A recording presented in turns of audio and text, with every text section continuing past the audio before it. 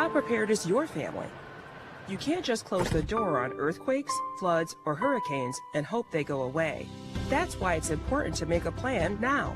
Ready.gov/plan has the tools and tips you need to prepare your family for an emergency. So if disaster shows up at your doorstep, you'll be ready.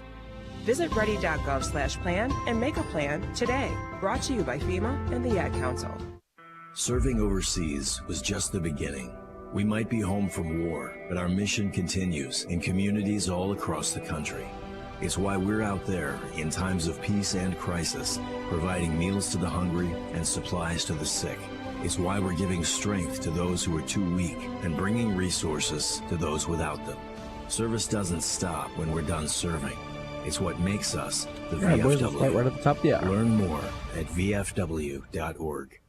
If I'm going to work from my home office, I need my home office to work for me. It's possible at Staples. To be most productive, my home office needs to have everything my office has. Also possible because your local Staples store has the tools your business needs to get work done from home. And right now, you can save up to 40% on select chairs to put the finishing touch on your home office. Explore what's new at Staples, the working and learning store. Ends 2/26. In-store only while supplies last. Sports Talk powered by fans. Sports Radio 810 WHB Kansas City. The power of sports.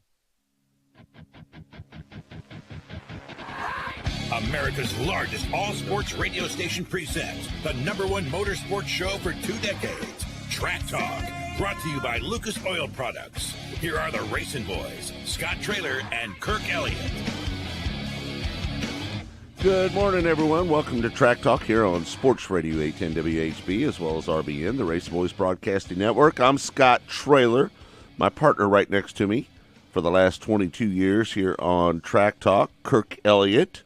We've got Austin O'Neill and Todd Surprise helping us here produce the show. Blake back at Sports Radio 810 WHB, twisting the dials back there. Great show for you lined up today. As you know, I don't know if you've been listening or not, but we do a daily show now here in the Racing Boys studio. It's called Mostly Motorsports, and it's all brought to you by Lucas Oil Products, just like Track Talk is.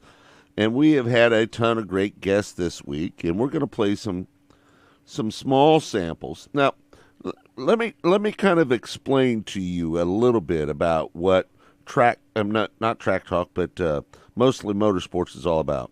You know, typically when we have people on Track Talk, we do about a 10-minute interview, 15-minute interview. A lot of the interviews that we do on Mostly Motorsports are full-length interviews. Some of the interviews last 20, 30 minutes. We get really in-depth with some of our guests and talk about what's going on in the world of motorsports. And we talk about everything from open-wheel racing, late models, modifieds. We're going to start getting into some NHRA here before too much longer. And we just get a ton of guests. And this week was no exception.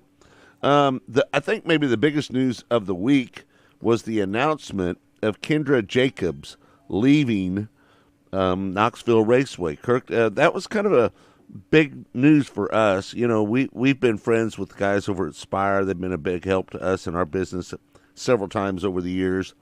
And Spire Sports and Entertainment is the management company for Knoxville Raceway. And Kendra Jacobs was the arm of Spire Sports and Entertainment. She was the one that kind of ran the show for Spire Sports and Entertainment. Well, she has taken on a new job and has moved on to Flow Racing. That's right, Flow Racing gobbling up a lot of people in the industry right now, a lot of need for people like Kendra, and she's going to be moving on from Spire Sports and Entertainment and Knoxville Raceway.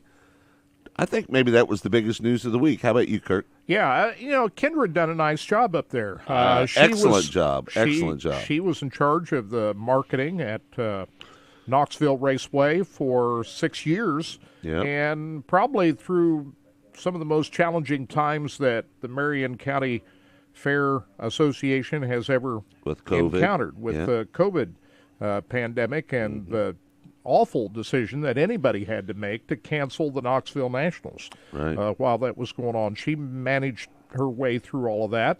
And last year was one of the great nationals we'd ever seen. Right. It was a terrific nationals. It was a full house on Saturday night, and you can't ask for a better Knoxville Nationals than what we had last year, and she was there helping get that thing back from the pandemic when we didn't have the Nationals a year before. They had some events to replace the Nationals. They had a World of Outlaw event, right? It wasn't the Nationals. So she was there through all that, and, she comes from a sprint car family, so she knows the culture, and I thought she did a nice job, and she'll be missed, no doubt. She will be a huge loss to Knoxville Raceway, but from what we understand, Spire Sports and Entertainment, and maybe we can get one of the owners on next week on Mostly Motorsports to talk about what the plans are for Knoxville Raceway in the future. I'm pretty good friends with TJ Pusher, half owner of Spire Sports and Entertainment, so maybe we can get him or Jeff Dickerson on to talk about what's going to happen in the future over there at Spire and how they're going to approach managing Knoxville Raceway in the future. So now, the racing end of it, that doesn't change. John McCoy, he's pretty much in charge. He handles what goes on in the pits. So, right. In the pit area and on the racetrack, it's all the same. But as far as the marketing end of it, we're going to see some changes. The management part of the thing. Yeah. So, and listen, we've got a lot of great sound this week that we're going to play. We've got Ayrton Jeniton, Cannon McIntosh, Bob Dillner, Chase Briscoe, and Connor Wade. Do you know who Connor Wade is? Well, you're going to know who Connor Wade is. He's the young 18-year-old that has now replaced Dave Argabright as the lead pit reporter for MAV TV, and he is doing a fantastic job. A young man with a lot of talent and a lot of just a wealth of knowledge. Very studious, works really hard at his craft. Connor Wade, we'll have him on as well. So we're going to play a lot of sound from Mostly Motorsports this week. Should we start off now, Kirk? Should we get right into it? What do you think? No, let's don't do that. Let's talk about last night, the World of Outlaw race at Volusia. Yeah, we got a lot to talk about there. Holy cow, man. That was a classic. That was a classic race.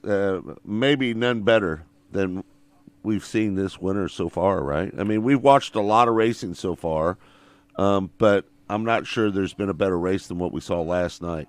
It kind of reminds me of the Silver Cup at Lernerville Speedway a couple of years ago. Right. You remember when Donnie Schatz and Kyle Larson and Brad Sweet went at it, a three-car battle for the lead, and how great a race that was. I think last night maybe even topped that one. Right. I think last night's race was a better race than even that prestigious event. And for the second race of the year for these guys to come out, first of all, hats off to the crew at Volusia Speedway Park for getting that racetrack back in shape. They've been knocked around because of Ma Nature. She hasn't treated the folks down there. Did you say Ma Nature? Ma Nature hasn't treated the folks at Volusia Speedway Park very well. Nature. The track, my gosh, I've never heard the track such was thing. Rougher than all get out. It's Mother Nature, Kurt, Thursday not night. Ma. I'll call her Mom. Did you call your mom Ma? Mom. I called her Mom. You didn't call her Ma, right. Did you? And I'm thinking of my mom. No, did you call her? I called her Mom. You didn't call her Ma? No. Your mom wouldn't have had you calling her Ma. Speaking of my mom, she, if she were here, she would have celebrated her 95th birthday yesterday. Yesterday would have been your 95th birthday. Yeah, so got Mom on my mind. Right. Well, that's easy. You always have Mom on your mind. Every day I think of my mom. Yep, every day. Anyway, that race last night was as good a World of Outlaw race as I've ever seen. Now, to me, to sit here and say that's the greatest race I've ever seen, I'll never say that because this is fresh in our memory. This just happened last night, so it's going to stick out because it was so great. But you can't ask for a better three-car battle for the lead than what we saw last night. David Gravel, I think, would have won the race had he not broken that shock on the right front. Well, there was two things that he did there. He broke the right front shock. He said on the restart after lap 14, he broke that right front shock off. But I also think that when he tried to move his line up and try to kind of throw a block on Sheldon, it took his momentum away, and he kind of slid up the track and that was all that Sheldon needed. He just got by him there at the end. So yeah, very close finish. Why don't we do this? Let's play that Victory Lane interview from last night down at Volusia. This is Sheldon Hodenshield right after his victory at Volusia last night. Of a very spectacular race here this evening. Ladies and gentlemen, he's on the stage. He won his first ever Outlaw race here in 2018. Make some noise. Sheldon Hodenshield wins his 23rd here tonight at Volusia Speedway Park. Holy cow, that was unbelievable stuff. Usually I think a race like that would happen in a short track, but at a half mile here tonight, you guys just put on one hell of a show.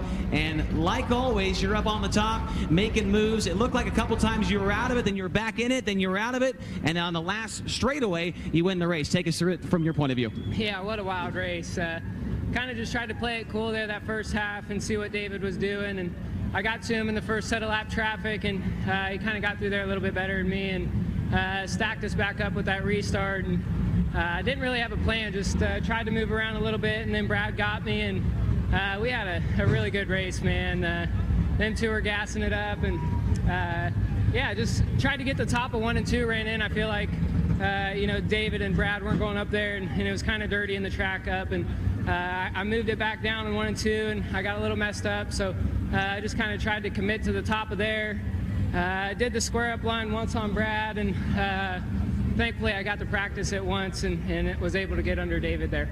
With like 3 to go, I felt like you were in third place and kind of losing those guys. Did you think at that point, man, it's over, and then all of a sudden you reeled them back in? Actually, I thought I saw the white and then the checkered when Brad and they were both still in front of me and gassing it up, and kind of a rookie mistake there.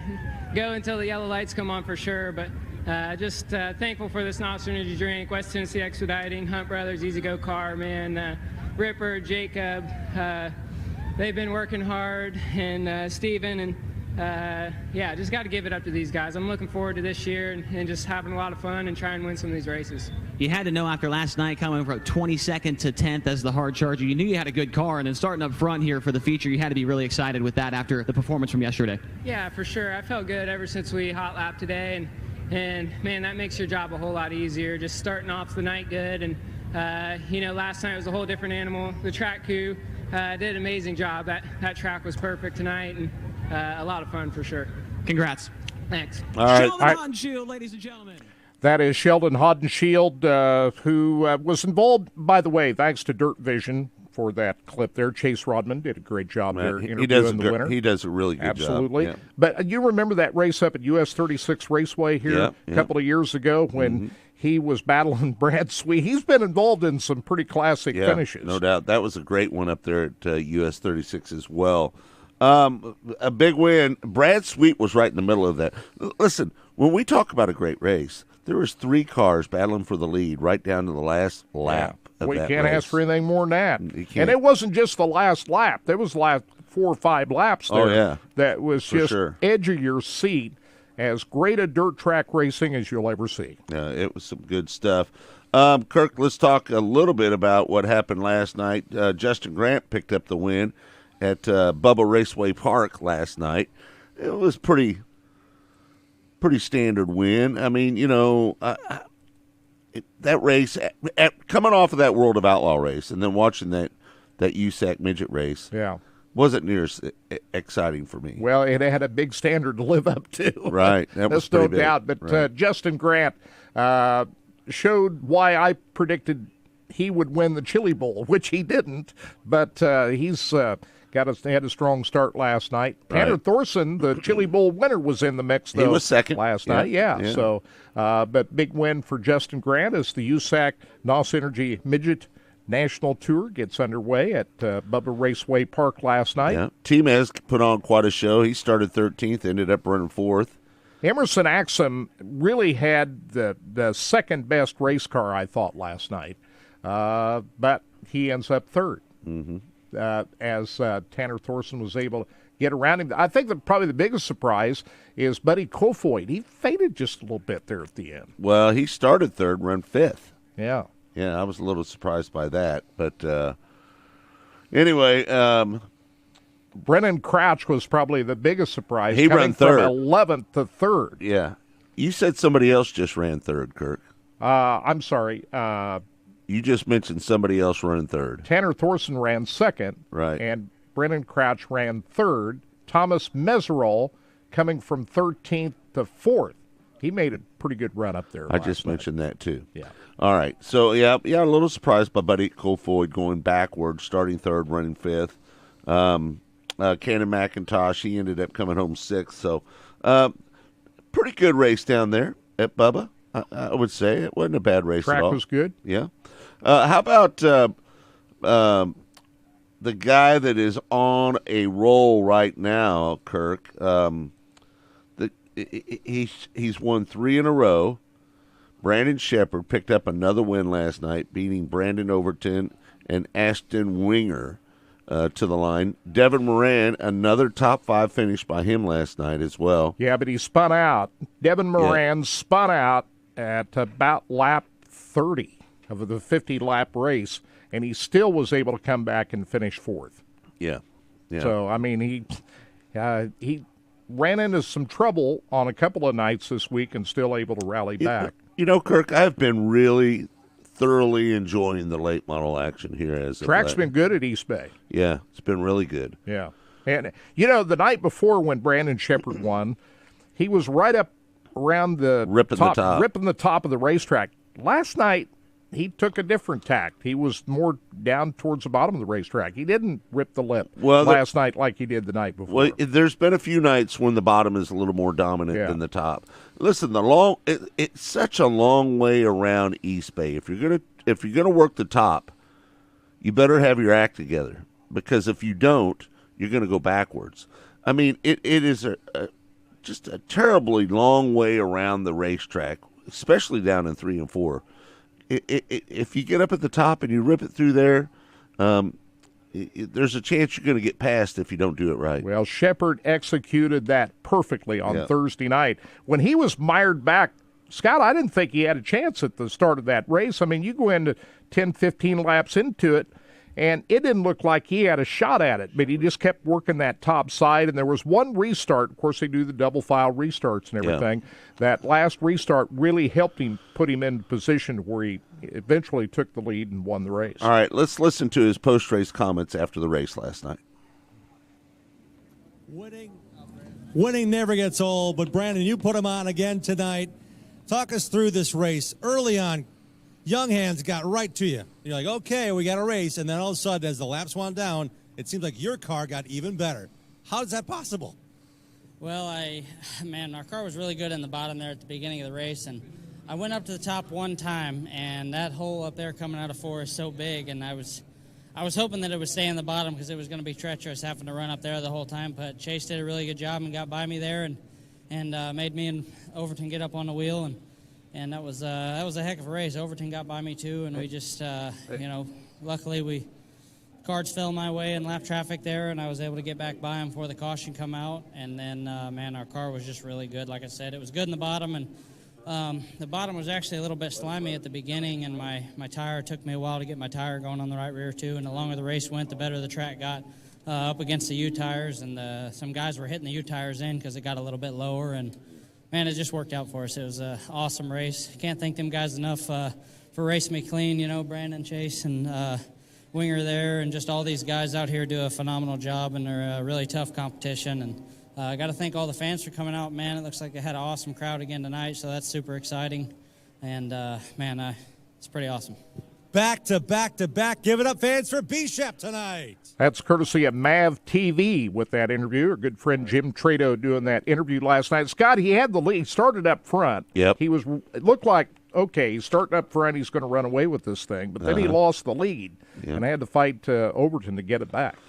Great racing going on down in Florida right now. Yeah. Listen, if you guys want to watch, Flo also has New Smyrna on if you're into pavement racing. Yeah. And I enjoy the pavement racing. Yeah, watch that super late model race last night. Brad May, the local guy. He just kind of killed him last night. Yeah, He did. Yeah. So if you want to watch pavement racing, you can do that on Flo. You can watch the Lucas Oil Late Model Series down at East Bay. You can watch that on MAV TV Plus. You can watch the World of Outlaws down at Volusia on Dirt Vision. They got a lot of great options, man. There's so many great streaming providers out there, and Racing Boys isn't one of them anymore. Yeah. We're out of that business. Flow Racing had another great race last night up at the All-Tech Raceway, big half-mile racetrack up at Lake City, Florida last night. The big block modifieds Who were won in that, action last night. And Mike Maressa coming up with the big win last night. Those big blocks are going to be at Volusia next week. But Maressa coming up with the big feature win last night as he held off Larry White, who made a late charge there at the end. All right. We're going to take a break. When we come back, we're going to play the interview that we did. This is a shortened interview, folks. Now, listen. When you listen to these interviews, these are just tidbits of the interviews. If you want to listen to the full-length interview, you need to go back and find out wherever you go to your favorite podcast, right? Most people, for us, are going to Apple and Spotify. That's where most of the people are going to listen to our broadcast during the week, the Mostly Motorsports broadcast. So we're on 6 days a week, folks, Monday through Friday and Saturday morning. 6 days a week you can listen to Motorsports with the Racing Boys. So we're going to take a break. When we come back, Kendra Jacobs, the interview that we did with her this week on Mostly Motorsports, next right here on Track Talk. Track Talk. Hi, I'm Steve Hedgepath with Quad Power Products. We know that time is money, and we pride ourselves in getting our customers back up and running quickly. At Quad Power Products, we can duplicate your hydraulic hose assemblies while you wait, in most cases getting you back out the door in 15 minutes or less. We have an excellent inventory of hydraulic hoses, quick couplers, and adapters, and we pair it with the best customer service. Come see us today, Quad Power Products on Hickman Mills Drive, just south of the Triangle in South Kansas City. Guys, this Valentine's Day, there's only one stop you need to make an impression, your local Price Chopper. The classic dozen rose bouquet never disappoints. Right now, it's only $24.99. Or you could upgrade to the stunning My Sweetheart arrangement, which comes in its own beautiful vase for just $99.99. Don't forget the sweet treats while you're here. Delicious chocolate-covered strawberries are just $9.99. For an unforgettable Valentine's Day, Kansas City knows. Price Chopper. Hey, Kathy, what are you doing? I have this signed Chiefs jersey that I want to frame for my husband, and I'm looking for a coupon. Do you know how expensive custom framing is? Stop right there. You need to go to Art and Frame Warehouse. They're locally owned and have been in business for 20 years, and they're experts in jersey framing at the best prices in town, and you don't need a coupon. Let's go. Please visit framekc.com for more information. That's framekc.com. Gallery quality at warehouse prices. framekc.com. Stephen St. John for Window Nation. Do you know why I'm glad home shows are at this time of year? Because brutally cold weather really shows you where your home needs improvement, especially your windows. Do they feel cold? Are they steamy or frosted? Can you feel a draft? You need to call Window Nation, the experts of window replacements. And now is the best time because Window Nation's virtual home show extravaganza brings the limited time savings right to you. Call today and get 2 free windows with every 2 you buy with no limit. Plus, make no down payment, no payments, and pay no interest for 24 months. Window Nation, 866-90-NATION, or go online to windownation.com/home show. Window Nation will come to you with beautiful ways to improve your home and save you thousands of dollars. With natural gas prices skyrocketing, now is the time to call. Buy 2, get 2 free with no limit and pay nothing for 2 full years. Call 866-90-NATION or visit windownation.com/home show and tell them Stephen St. John sent you. Kansas City's home of the Jayhawks, March Madness, and the Final Four. Sports Radio 810, WHB. Up the court to Harris, a lob to D-back, and a two-hand jam! And he hangs on the iron with one hand. Saturday at noon, the Jayhawks face Oklahoma. Coverage of Kansas basketball on Sports Radio 810 WHB is brought to you by Hy-Vee, Buck Roofing, Harry's Brewery Collection, Victory Ford, and 23rd Street Brewery.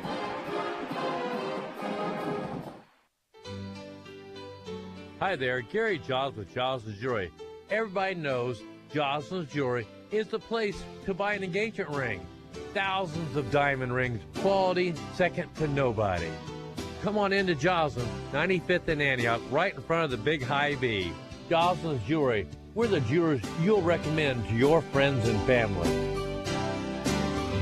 Jocelyn's Jewelry for the best that's yet to come. At Robert Brogdon's Olathe Buick GMC, your car buying experience just got better. Not only do they have the best selection around, they're offering 90-day money-back guarantee on new vehicle purchases. That's right, buy any new Buick or GMC from Brogdon, and if you're not completely satisfied, return it for a full refund. From the 2022 GMC Yukon and Sierra 1500 Limited to the Buick Encore GX, now is the time to buy. Visit robertbrogdon.com or stop by I-35 in Santa Fe and Olathe. Customer must register vehicle. See dealer for details. One of the main reasons for poor vehicle performance is a dirty fuel system. It can cause decreased fuel economy and actually do harm to your engine over time. By adding Lucas Fuel Treatment to your vehicle, it cleans and lubricates the entire fuel system. Pump, carburetors, fuel injectors, and valves as you drive. It also improves your vehicle's performance. It's a non-solvent product designed to protect both gasoline and diesel engines. Lucas Fuel Treatment. It works.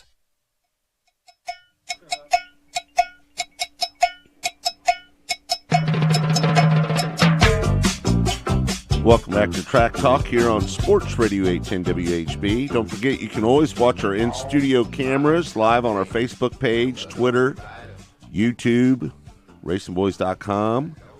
And you can find Mostly Motorsports wherever you find your favorite podcast. So just look it up. Great show. And, Kirk, we had Kendra Jacobs on this year. Yeah, this week, I should say. You had a lengthy conversation with Kendra about her choice to move on to Flow Racing, as for the last 6 years she was the marketing director at the Knoxville Raceway, and she talks about some of the reasons why she is moving on to the next challenge. Any major change in life gets harder as we get older. You know, we get very stuck in what's comfortable, and I have become very comfortable at Knoxville Raceway. Knoxville, Iowa became my second home. Right. You know, the people out there, not just at the racetrack, but in the community, truly became family to me. Mm-hmm. So it was not just choosing to leave a job, but also choosing to leave a part of my lifestyle and a part of what's become very much a part of my everyday life. So it was a massive decision. Flow Sports is growing at an incredible rate. I feel like the future is so promising for them. Right. I think the opportunities are endless, and I knew I would be foolish not to join in on that. And right. I love what they're doing and their mission and how they're giving back to the sport. And at this time, it feels right for me to take on another massive challenge. Yeah. So I got to get into a little bit of a touchy area. It's not too touchy, but Spire Sports and Entertainment. You know, I love Jeff and TJ. They're two of my favorite people in the whole world. They've done a lot for me personally. What is the how difficult was that?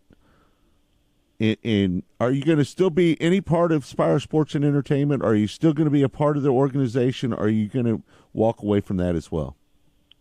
Yeah, well, technically, no, I'm no longer with Spire Sports. I'm no longer an employee. We just had a big, emotional conversation last night and had a dinner the other night. And although I'm not an employee, the relationships there and my coworkers there, they've said, you're always part of the Flow. Or sorry, goodness, I'm already getting them mixed up. Right. You'll always be a part of the Spire family. Yeah. And I truly appreciate that. And that is how Jeff and TJ and Bill and Emma run the company. And I know that if I have questions or I need support or if I just need a shoulder, to lean my head on one day, I know that I can call them up and say, this is overwhelming, or what do you think about this, or I have this idea, and I know they'll be there, and they know the same for me. Knoxville is a big job with so many moving parts and pieces and so many partners that you have to know and know their contact information and know their assets and what their contracts look like. it's extremely overwhelming. So I'm there for them too, and they know that. And I'm here to offer any assistance I can, especially in year one when you're just learning how everything works and what to expect from each different sponsor on each different race night. So I really appreciate that we have that relationship. It's not like, hey, I gave my 2 weeks notice and I never talk to you again. That would never be how things go with Spire ever. Is Spire Sports and Entertainment going to continue to be the managing partner with Knoxville Raceway? Do you know? Yes, absolutely. Joey Denowitz is working on all that right now. He's going to oversee that transition and the team that takes on that role out there. So, Joey's been in the sport forever. Yep. Joey's been the one who's brought NASCAR to Knoxville. He comes out and works every year at Nationals with our team, so he's very knowledgeable about the track and especially the Knoxville Nationals.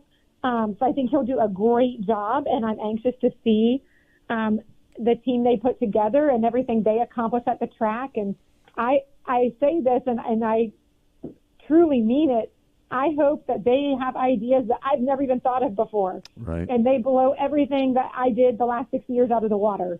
And I'll be so excited to see that for them and for the track and for the events there. So there's so much momentum right now at Knoxville Raceway and especially at the Knoxville Nationals. And the sky's the limit for what they could do for that event. And I think we've just scratched the surface. I think the fans have a more heightened interest of that race than they've had in years, and that just leads to so many more opportunities. Yeah.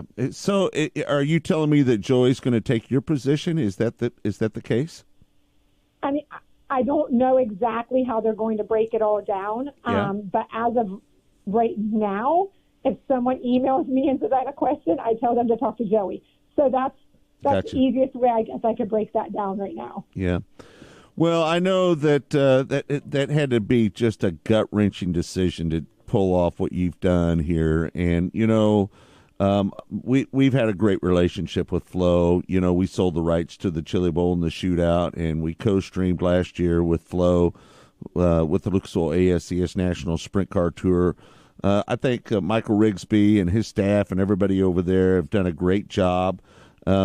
It's the quantity of races that you can get on Flo is second to none. I think they're advertising 1,800 races that they're going to have on their network this year. That's a staggering amount of races. Yeah, I'm still figuring all that out. Right. So I get on Flo, and we know that the All-Star Circuit Champion events were canceled earlier this week from weather. And I'm like, well, let's see what else is on tonight. And I'm like, oh, my goodness, there's so much to choose from. I don't even know what to start watching. And the production quality is always amazing. I like being able to learn about other forms of racing that, quite frankly, I didn't have the opportunity to even go to in the last 6 years. So I'm learning new names, learning new forms of motorsport. It's going to be a huge learning year for me. And I think that, hopefully, especially with seeing what my role is there now, hopefully we add to that number and there's even more racing options to watch, let alone all the other different kinds of sports that you can watch on Flo. It's truly incredible. All right, there you have it. That was Kendra Jacobs. She is leaving Knoxville Raceway, going to work for Flo, also leaving Spire Sports and Entertainment. A big loss for both of those organizations. She's going to be really good over at Flo, though. I promise you, whatever her title is and whatever she does, she's going to go out and try to probably find new racetracks to be a part of that Flo streaming package. They couldn't hire a better person, really. She's a go-getter. Yeah, is she going to take over some of what Michael Rigsby was doing and attracting new properties and so forth, or they just kind of working together on all that? I can't answer that for you, Kirk. I can't answer that question anyway, for you. Best of luck to her. She's a good lady. Flo is doing such a great job with all their broadcasts. Do you imagine that, Kirk? 1,800 live motorsports broadcasts. Now, what the most we ever did was a little over 100, right? Yeah. Can you imagine doing 1,800 live broadcasts? No. I mean, seriously, think about that for a minute. The effort that it would take, the manpower that it would take to do something at that level. I don't think people can really get a grasp on the amount of effort that goes into doing these broadcasts. I traveled up and down the road with the Knoxville ASCS National Tour for 13 years. I did about 50 races a year. And let me tell you, folks, the setup, the teardown, the traveling to the next town, driving all night to get to the next town, it sounds like a glamorous life. And I have people all the time used to tell me, Kirk, oh, man, what a life. Going to the races all the time, man, doing those broadcasts. Well, how much fun is that? Beats digging ditches, though, doesn't it? Well, it beats moving furniture because that's what I did before. Yeah. But let me tell you this. It's not as easy as you think it is. When you roll into town, you got to do the complete setup. You got to drag out the cables. You got to set up the cameras. You got to do the wireless units. You got to make sure the stream's good. You got to make sure you got a good connection. There's so much involved in putting a broadcast together night by night by night that, to be honest with you, for me personally, at my age, I just got a little tired of it. And that's why we're doing mostly motorsports now, is because the amount of effort it takes, it's a young man's game anymore. This live video streaming, live events, like what we've done for the last, we've done them since the mid-2000s, right? Since 2005, 6, we started doing our live broadcast. From then till now, Kirk, when we first started, we were doing audio broadcast of the National Tour races. Right. And we graduated to video. But there's so much more effort involved in the video than there is that audio. The business model has changed a lot since we jumped into the video portion of it in 2013. And the real winner is the race fan. So when you take a look at Flow Racing and Dirt Vision and even Mav TV, for monthly price, they can deliver the amount of content that Racing Boys can't begin to come close to in the amount of races that you can deliver for a monthly price. And so when you look at Flow Racing and Dirt $150 a month. A year, I mean. $150 a year, $12 a month, I think it is. And right? the race fan, the subscriber, gets the great value from all these events that Flow Racing and Dirt Vision and Mav TV are able to deliver. And Racing Boys, we just couldn't match that. That's about what it all boils down to. And to be fair, there's a lot of money coming into the sport, folks. I mean, listen, Flow, look, they're hiring everybody, right? And Dirt Vision, look at all the money they're throwing at things right now, right? And they're all doing a great job, by the way. No, and we're not complaining about it. But the problem is that we didn't want to get into the business of paying for events. Well, there's a lot of rights fees going on right now. We didn't have the resources to do that. Right. I mean, that's the bottom line. Yeah. So we've made a change, and we're going to be podcast people from here on out. Again, Monday through Friday, mostly motorsports. It starts at 12 noon Central Time. We're going to have a lot of great guests on. We've had a lot of great guests this week. It was just a fantastic week of guests. And we're going to have a lot of regulars on over the course of the year. We're going to have a lot of winners on from different divisions, from NHRA to USMTS, to Lucas Oil late models, World of Outlaw late models, the World of Outlaw sprint cars, USAC, you name it. We're going to have them all on there. It's just like this week what we had on. There's a list of guests if you're watching online. We had Kendra Jacobs on. Leave that up there for me, would you, for a second? We had Kendra Jacobs on, Brian Hobart, Johnny Herrera, Connor Wade, Chase Briscoe, Ray Cunningham, Cannon McIntosh, Bob Dillner, Lee Spencer, Ayrton Jennington. How about that? That's pretty cool. Yeah. But, that's who you and I are. We're a couple of radio guys. We do show. That's what we do the best. That's what we do. Anyway, isn't it? That's who we are. Yeah, yeah. So, hey, I want to say hi to Kelly, who's listening in from Central Point, Oregon. Chimed in on the show today, so we want to thank her or him for tuning into the show from Oregon. We appreciate it. Listen, the one good thing about the show is we're averaging about 30 states, 3 countries every day, and we're getting a great amount of downloads. So we want to thank all the people that are downloading Mostly Motorsports and listening to it as they drive up and down the road or whatever they do, or wherever they listen to it at work or whatnot. So thanks for doing that, because it's going, to be honest with you, Kirk, it's going better than I thought it was going to go. Yeah, you're doing a great job with that show, too. These long-form interviews really fit your style. So well, listen, they're conversations. Yeah. They're not interviews. You know, when I sit down and do an interview with these people, I don't write down any notes really to speak of. Maybe a couple bullet points just to remind me of a couple topics that I might want to get to. But for the most part, I don't write down any notes, and it's just a conversation between two people, as it should be, right? So, all right, well, let's take another break here real quick, and then when we come back, we're going to play an interview. Now, listen, this next interview, I know a lot of people that watched the Chili Bowl were a little upset with the coverage that MAV TV gave, right? Bob Dillner is a wig over there at Lucas Oil Productions, and he addressed the issues in our interview with their broadcast that they had at the Chili Bowl, and you're going to hear that next right here on Track Talk. Track Talk. Worried about some serious weather coming this way?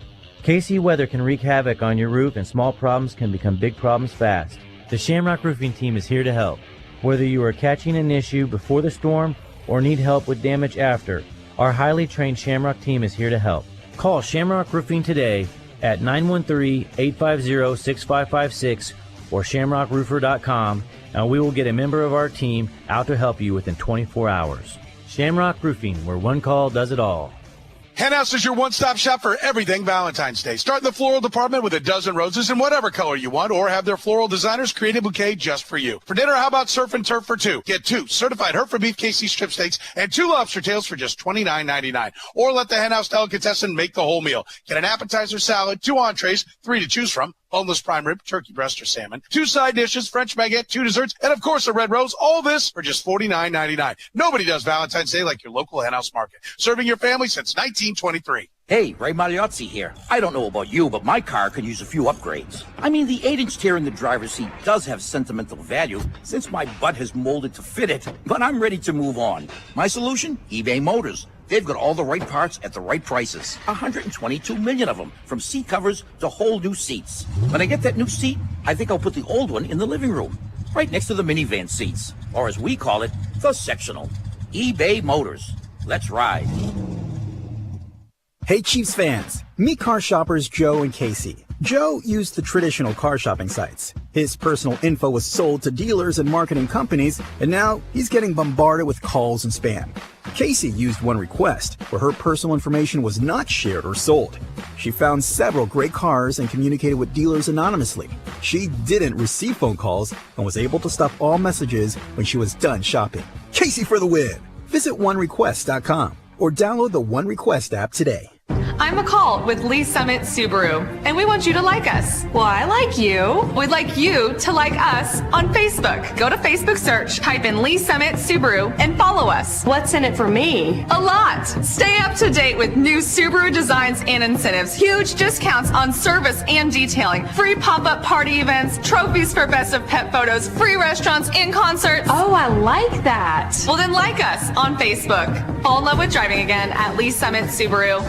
What happens when you bring a renowned restaurateur and 2 award-winning chefs together? A modern American culinary road trip to Blue Highway. Blue Highway Restaurant, South Plaza at 51st and Main. An alfresco dining experience showcasing classic cocktails with a storied past. Living room or outdoor patio seating. Go to BLUHWY, BlueHighway.com. Seating for dinner, pickup, or delivery. Now open at 51st and Main.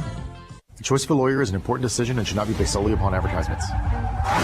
I'm attorney Mike DePasquale. After a car wreck, the last thing you want to do is trust the insurance company. These insurance companies try to rip off good people every single day. My law firm won't let you get ripped off.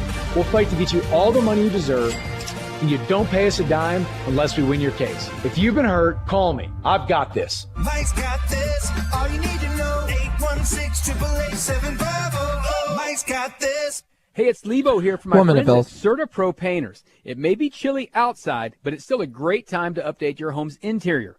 Many of us have spent a little more time at home these days. You may be sick and tired of staring at the same walls. CertaPro painters can help you transform those walls with fresh new color. CertaPro has done an awesome job for me, both inside and outside of my home, and they can do the same for you. Worry-free from start to finish every time. You can schedule a free estimate at CertaPro.com. That's Certa with a C. One of the things I love about them is each CertaPro painter's business is independently owned and operated. They paint with the care and attention to detail that only a local neighborhood business can offer. Whether you need to get something done for your home or business, log on to CertaPro.com and get started today. You can get a free estimate and check out all the great services CertaPro offers. Imagine what a colorful new coat of paint can do. They're ready to help transform your space and bring your vision of color to life. That's CertaPro.com for CertaPro painters.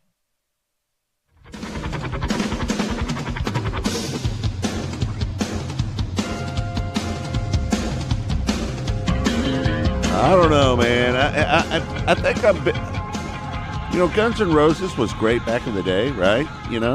But me personally, I think I like Slash, Miles Kennedy, and the Conspirators. New album out yesterday. Oh, I know it. And they're playing here in Kansas City, I think, before too much longer. Yes, they are. So you want to go see them, Todd? That's a good. I've never seen. Where are they playing at? I don't know on that one. I think that it may be the Uptown as well. I don't know.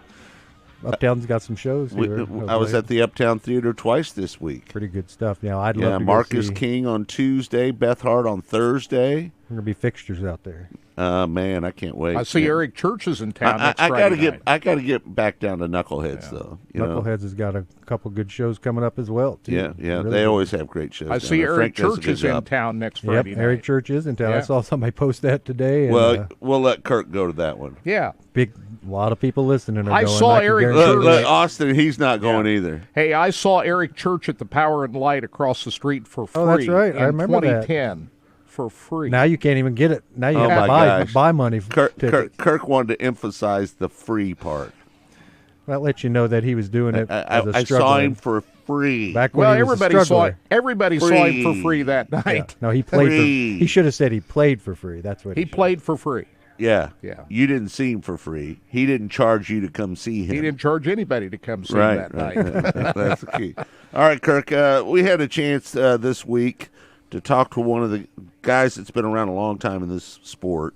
I mean, you remember Bob Dillner as a NASCAR pit reporter for many years. He owned Speed 51 for years. He sold that entity, and now he works for MAV TV Plus and MAV TV, and we had him on this week. He did, and it was a great conversation, very candid and open conversation, too, with Bob Dillner. And here is a portion of that with Scott Traylor on Mostly Motorsports.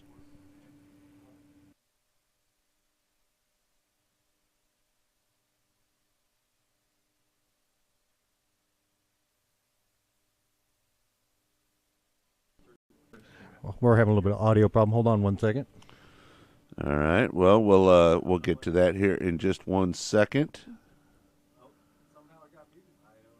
Oh, all right. You got her now, Todd?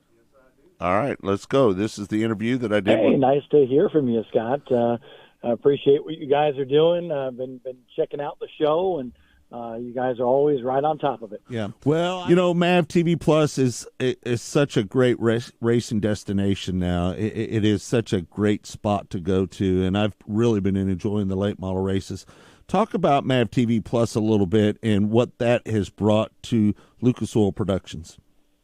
Well, I mean, MAV TV Plus, let's be honest, it's had some difficulty. It had the difficulty, and a lot of people say, bring back the old Lucas Oil Racing TV.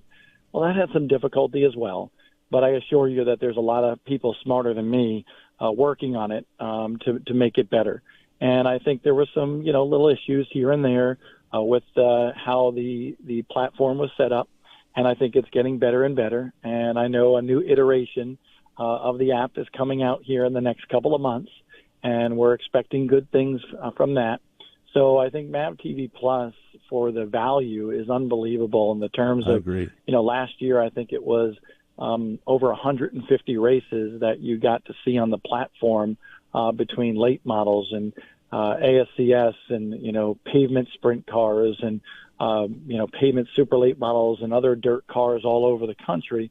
So for the value right now, it's $6.99 a month or $99 a year.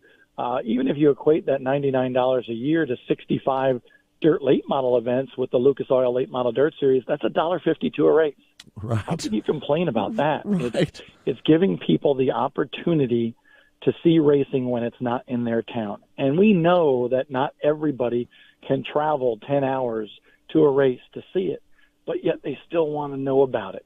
And gosh, when you and me were kids, Scott, we would have loved this because we had to wait for a week for the racing paper to get in your mail to see who won at different racetracks across the country outside of your region.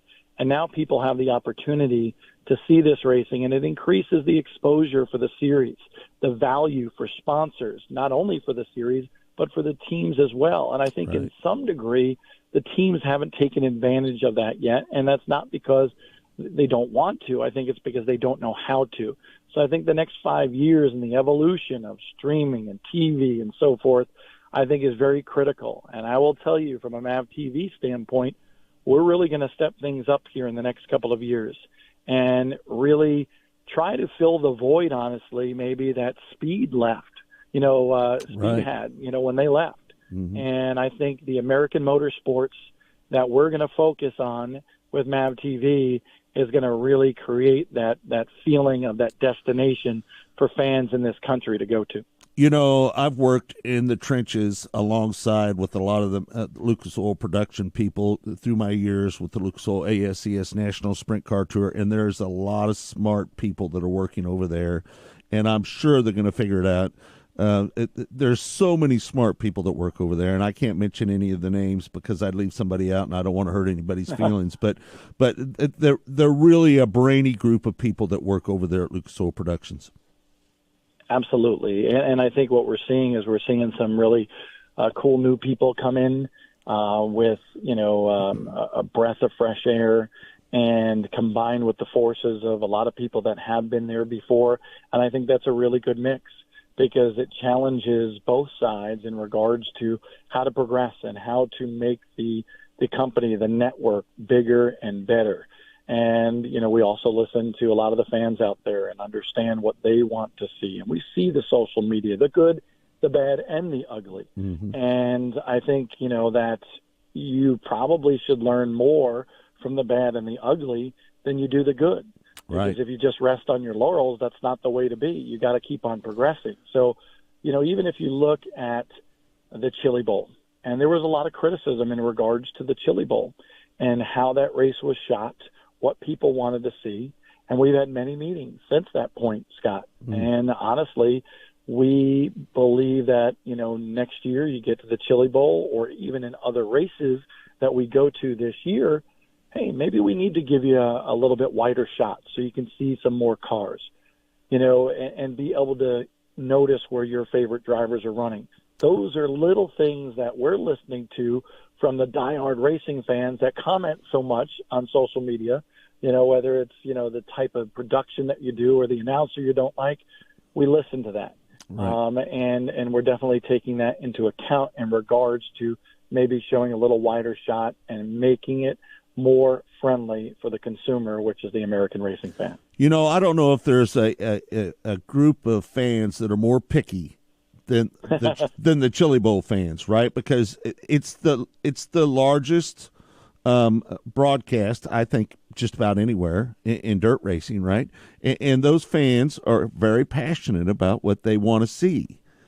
And as we did that for 16 years. We did that broadcast, and they're just finicky, and you just have to deal with it. Take some of the criticism, try to apply it to the next broadcast, and just move on, right? Absolutely. And, that was, when you watch it back, I had COVID at the time. I heard that, yeah. Yeah, I was home.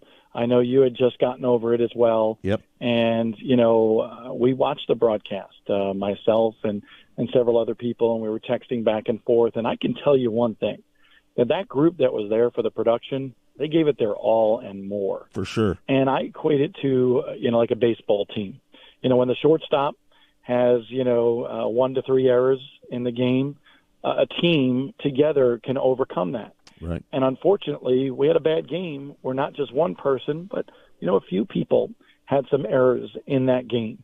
And because of that, the broadcast at times was a little bit of a struggle.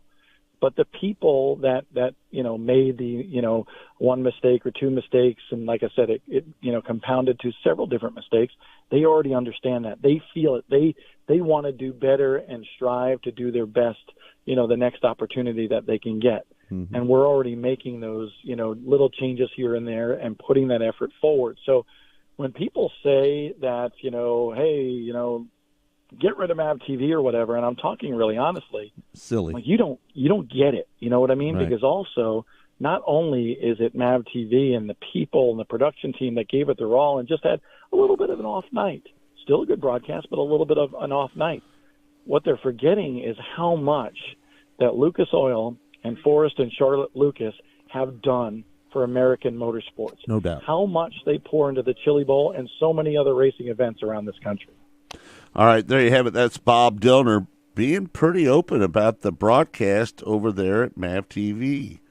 They want to do better. They're going to do better. And listen, folks, they have a great production team over there. They're going to figure it out. The only recommendation that I would make to MAV TV is to bring in people like what we use. Maybe use some of the people that we use during our broadcast. The Connor Wades, the Scotty Cooks, 2 minutes. Brian Ward. There's so many, Chris Wilner. There's so many young, talented people coming up through the industry right now. I think they need to get people that know a thing or two about a thing or two a little bit. Maybe don't try to bring in stock car guys. Bring in some open wheel guys. You know what Jeff Christensen told me a long time? He was our longtime videographer at Racing Boys. 7 years. Yeah. Shooters, we call them shooters out there. He said, never miss a pass for the lead. That's right. And that happened. That happened. Right. You always want to get the pass for the lead. Right. All right. So, listen, in hour number 2, we've got a lot of great interviews still coming up. We've got Ayrton Jennington, Cannon McIntosh, Chase Briscoe, and Connor Wade. We're going to play all of those next, hour number 2. Now, listen, we leave Sports Radio 810 here at the end of the hour, but you can still follow us over there on Facebook, Twitter, YouTube, racingboys.com. You can watch our in-studio cameras and check out what we're doing. It's all the replays from this week's Mostly Motorsports. Mostly Motorsports airs every day, Monday through Friday, 12 noon Central Time. You can watch it on Facebook, Twitter, YouTube, racingboys.com, and we have a ton of guests over there. And might mention the NHRA season starts off next weekend. The Winter Nationals out at Pomona. We'll talk a lot of drag racing, too. Yeah, for sure. On your show. It's not all about open wheel racing, folks. That's the key.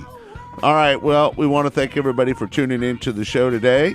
We're going to do it all over again next week. We'll bring you some great interviews for Mostly Motorsports. Want to thank Austin Todd, my partner Kirk Elliott. We'll see you hour number 2. It's Track Talk, and it's all been brought to you by Lucas Oil Products. It works.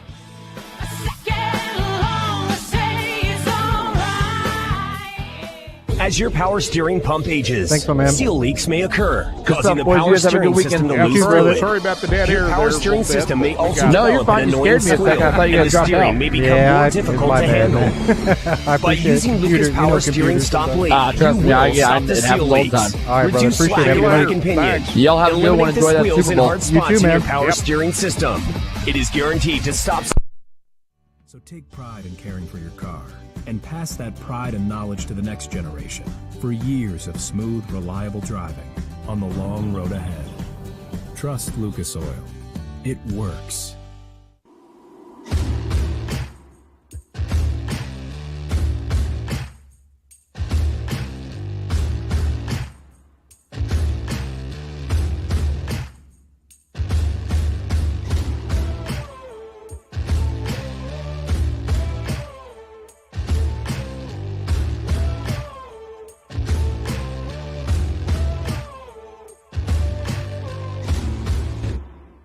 one of the main reasons for poor vehicle performance is a dirty fuel system. It can cause decreased fuel economy and actually do harm to your engine over time. By adding Lucas Fuel Treatment to your vehicle, it cleans and lubricates the entire fuel system, pump, carburetors, fuel injectors, and valves as you drive. It also improves your vehicle's performance. It's a non-solvent product designed to protect both gasoline and diesel engines. Lucas Fuel Treatment. It works.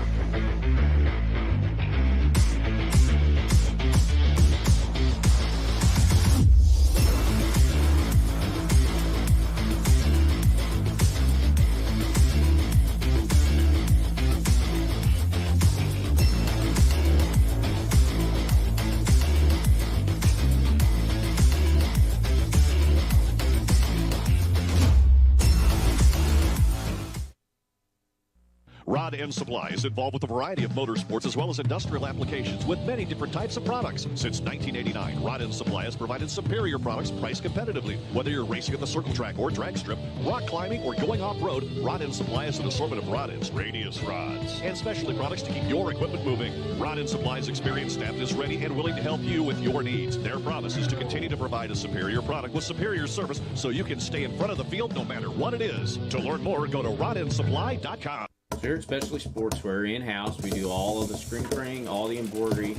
We do some vinyl. The other add specialty items like your pens, magnets, notepads, calendars. You can actually buy that, build your business to make it larger. We have the largest screen printing process and the largest embroidery anywhere around in the area. We can do stuff all the way from your school clubs to sports teams, a professional look in the office. If you can imagine it, we can do it for you. There is less than 1/100th of an inch of motor oil protecting your car's engine.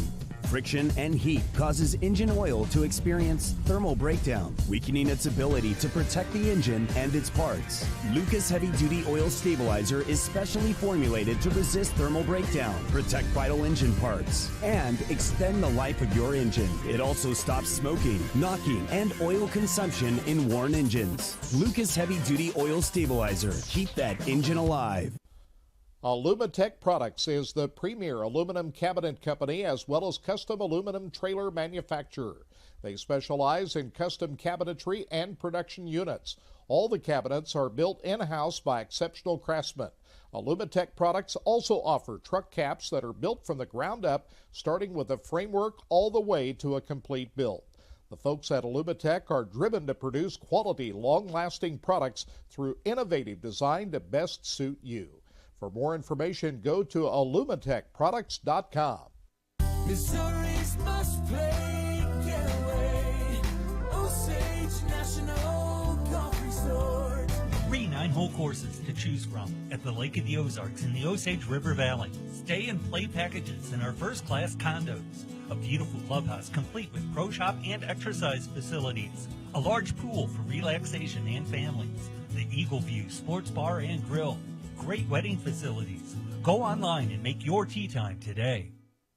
Race fans, the National Sprint Car Hall of Fame and Museum is open 7 days a week, year-round, for you to come in and check out all of the wonderful race cars on display in the museum, and our online store at sprintcarstuff.com is open 24 hours a day for you to check out everything that we have in stock for sprint car fans.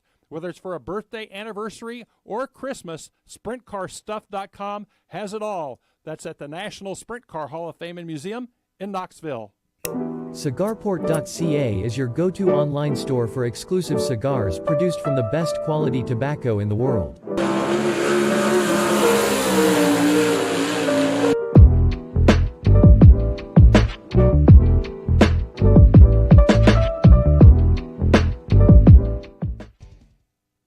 At Lucas Oil, we take pride in creating problem-solving products to make your car care easier. We protect your vehicle and make it run longer so you can focus on the things that matter most. Whether it's commuting to work, visiting a loved one, taking the kids where they need to go, going to the big game, or anywhere life takes you, Lucas Oil is committed to getting you there for all of life's important moments. Lucas Oil, it works. Hey, this is Larry the Cable Guy, and you're listening to Racing Boys, and if you ain't listening to them, you get out of the country because you're a communist. I love the Racing Boys. Like Mater says, they make me happier than a tornado in a trailer park. You know, the funny thing about that is the Larry voice and the Mater voice are exactly the same. Get her done! Welcome to Hour 2 of Track Talk on the Racing Boys Broadcasting Network.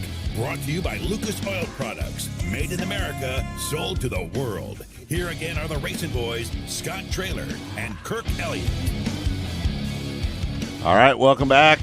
Hour number 2 of Track Talk here on RBN, the Racing Boys Broadcasting Network. We are live from the Racing Boys studios here in Kansas City, Missouri. We appreciate everybody that's tuning in from around the country. It just, to be honest with you, Kirk, you know, the Mostly Motorsports thing that we've been doing weekly, I'm pleasantly surprised on how many people have been tuning in and doing the downloads on that. It's been really rewarding to know that people are listening.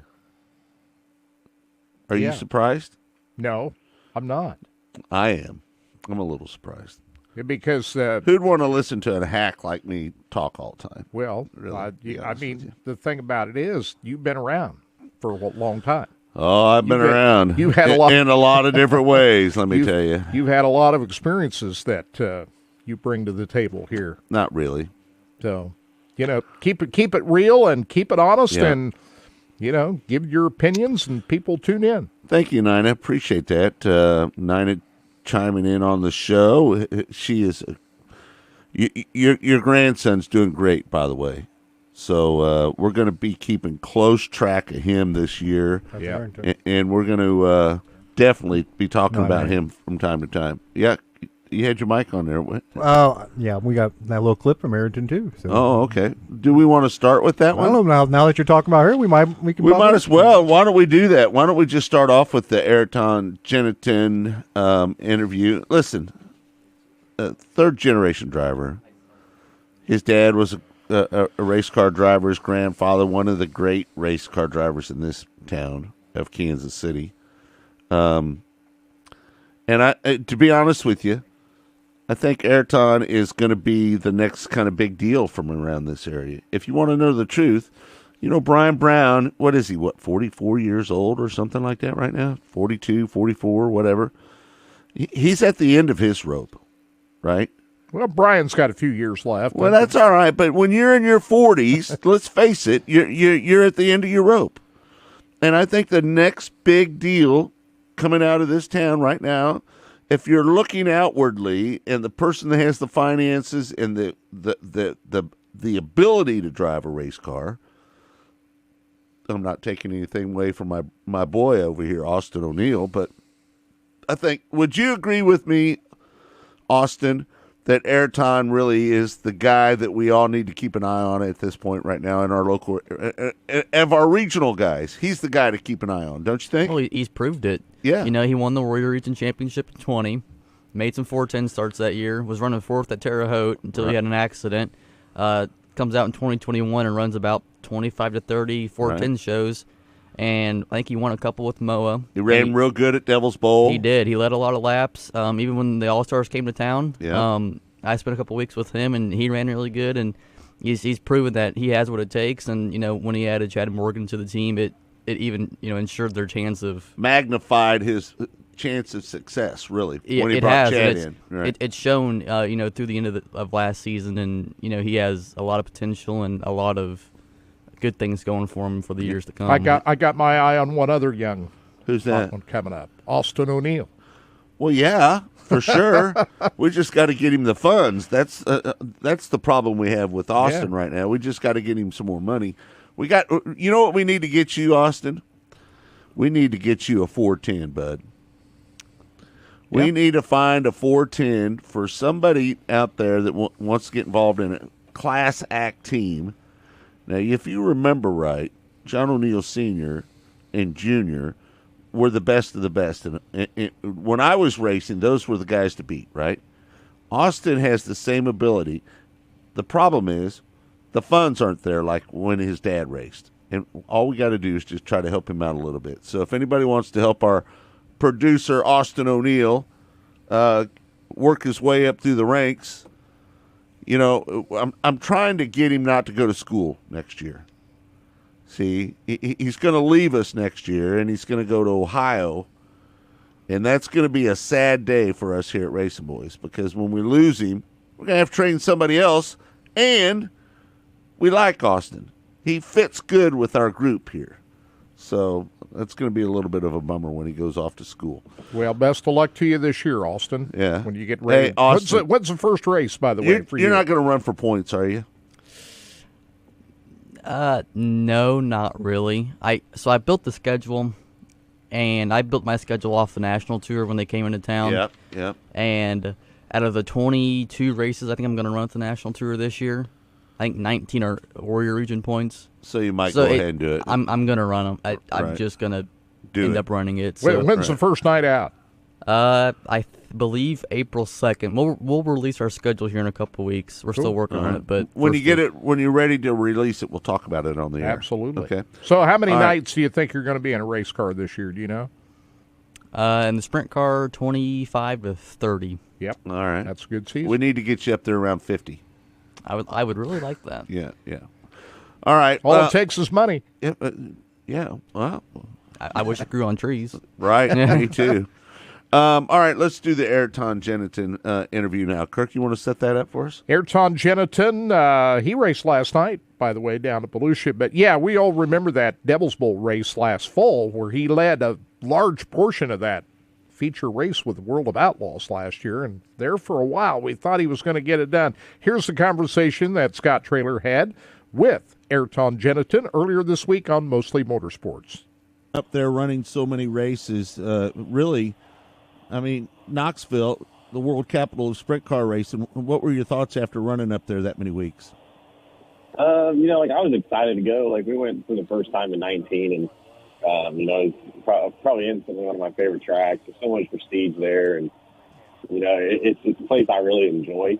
I kind of caught on to it pretty quick. Like, we were pretty fast there right away, and, it's just pretty awesome. I mean, there's nothing else to really say. It's just awesome. The atmosphere is great. You got the grandstands on both sides, the Hall of Fame, and all the suites, and you're in the infield. It's just one of the coolest atmospheres in racing, and I just really like racing there, and kind of fits my driving style too.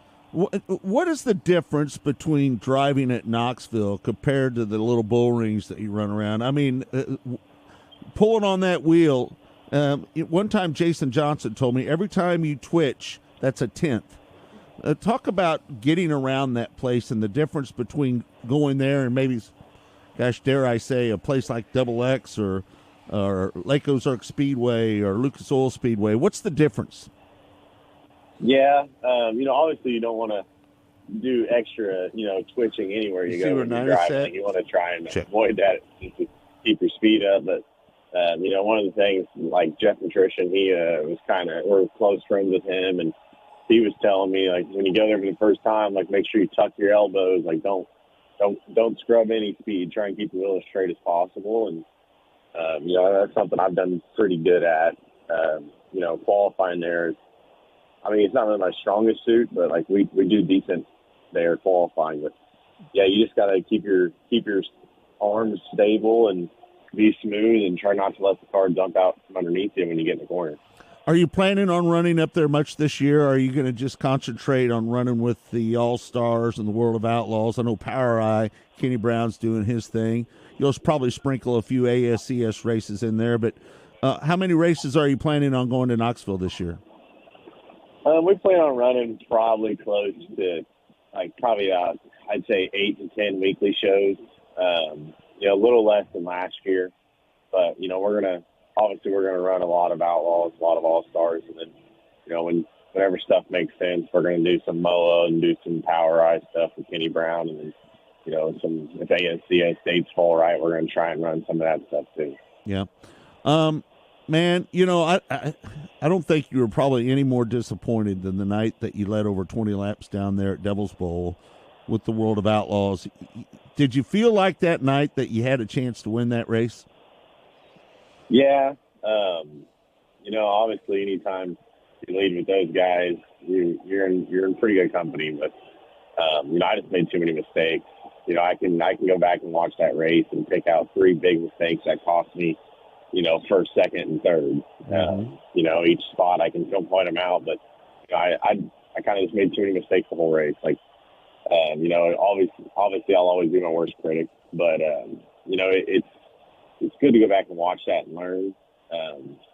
Not a lot of guys lead their first outlaw laps and win in the same night, so it's hard to hang your head on it when you lead 23 7/8 of a lap, and then we still ran in the top 5, but even with Logan passing us, we still should have ran second. I just made too many mistakes, and it's stuff that I'm going to learn from, and it's going to make me better in the long run. Ayrton, let me ask you this. How are the nerves when you're lined up with the World of Outlaws? You've got all these great drivers, the best of the very best in the world run with the World of Outlaws. We know that, right? Everybody knows that. What is your nerves like when you line up with those guys and you got a good starting position and you're going to be up towards the front and you're going to be in the midst of that hornet's nest of good drivers? What's your emotions during that time? Yeah, when we first started running with them in 2020, we ran a little bit, for like 10 shows with them or so. And it was just like when you're doing the 4 wide, it's like you're sitting there, you're looking around, and you see guys like, Donnie, Brad, David, Logan, McFadden, Casey, Craig, there's Side and Jacob, like all them guys. Like you're sitting there, you're sidling around, you're looking at guys like, holy cow, like these dudes are insanely good, and I can't believe I'm here. So, I was pretty nerve-wracking at first when I first started running with them. And then luckily, I think the thing that kind of changed the mindset for me was when we were at Terre Haute in 2020 when we got inside the top 5 before I wrecked. That was something that I kind of probably would say after that night, you just kind of quit thinking about it like that. Like Devil's Bowl, Chase Rodman asked me how I was feeling, if I was nervous, what I thought, and I was like, no, man, there's no reason to be nervous. It's at this point, it's you're already here. You can't be nervous about it. You just gotta, stack up and swallow the nerves and just be ready to attack. All right, that's Ayrton Genitin on Mostly Motorsports this week. Again, you're going to hear quite a bit of these interviews that we've done. These are small samples, too, by the way, folks. I just want to make that clear. These interviews are a lot longer than what you're hearing. So if you want to hear them in their entirety, you need to go to wherever you find your favorite podcast. We also got a link on racingboys.com, too, that they can go to. Or you can click the link that's right in the Facebook page, the stream you're looking at right now. Just click that link that's pinned at the bottom of your page. Right. It'll take you to the right to all page. the podcasts. Right. And that's the Podbean side. If you're an Apple guy, go to your Apple and just type in Mostly Motorsports. Spotify, man. whatever you want. Right. But you could do a Google search and it'll pop up. But like Kirk said, homepage. If you've forgotten any of this, you can always go to our homepage and click that banner at the top, and that'll take you right to where you need to go. I don't think people realize how much effort goes in during the week of producing the show. You do most of it, don't you? Well, I don't know if I do most of it, but as far as lining up the guests and so forth. Well, Austin helps me too. Yeah, for sure. And Todd does a good job of getting these sound bites together for Saturday morning. And I don't do up. anything. Yeah. No, you don't do much on Mostly Motorsports. He comes over and listens, make sure. He sits over there on my drum stool and listens to the show. Yeah, I come over here most days. I won't be here on Monday, but, I come over here just to kind of give you support. Yeah. Gives you someone to look at sometimes to talk to across It's the always room. Nice to know that Kirk's right over there if we have a problem. That's right. Right? You never know when one of these computers will do a computer thing. And it happens. Happened this morning. It happens. So far, everything's run pretty smooth. Let's switch it up and let's talk a little bit about some late model action. We've had the chance to work with this young kid a couple years at the Chili Bowl. He worked this year at the Chili Bowl. Last year, did he work 2 years for us, Kirk? Just 1 year. 1 year for us. Connor Wade is what I say is the next big deal. He replaced Dave Argabright on MAV. And he's 18 years old. He's Austin's age. And he's very studious, very good at what he does, very professional, carries himself in the right manner.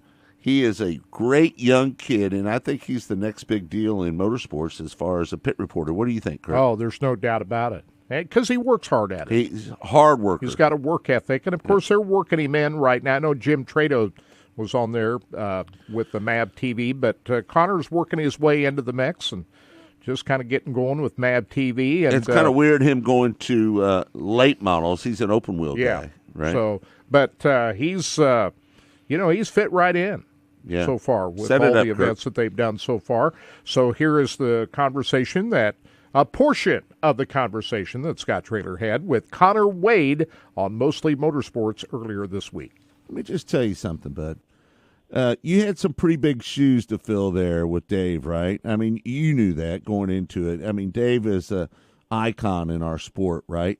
And to be able to go in there and try to do his job after he gave it up, that's a pretty tough gig.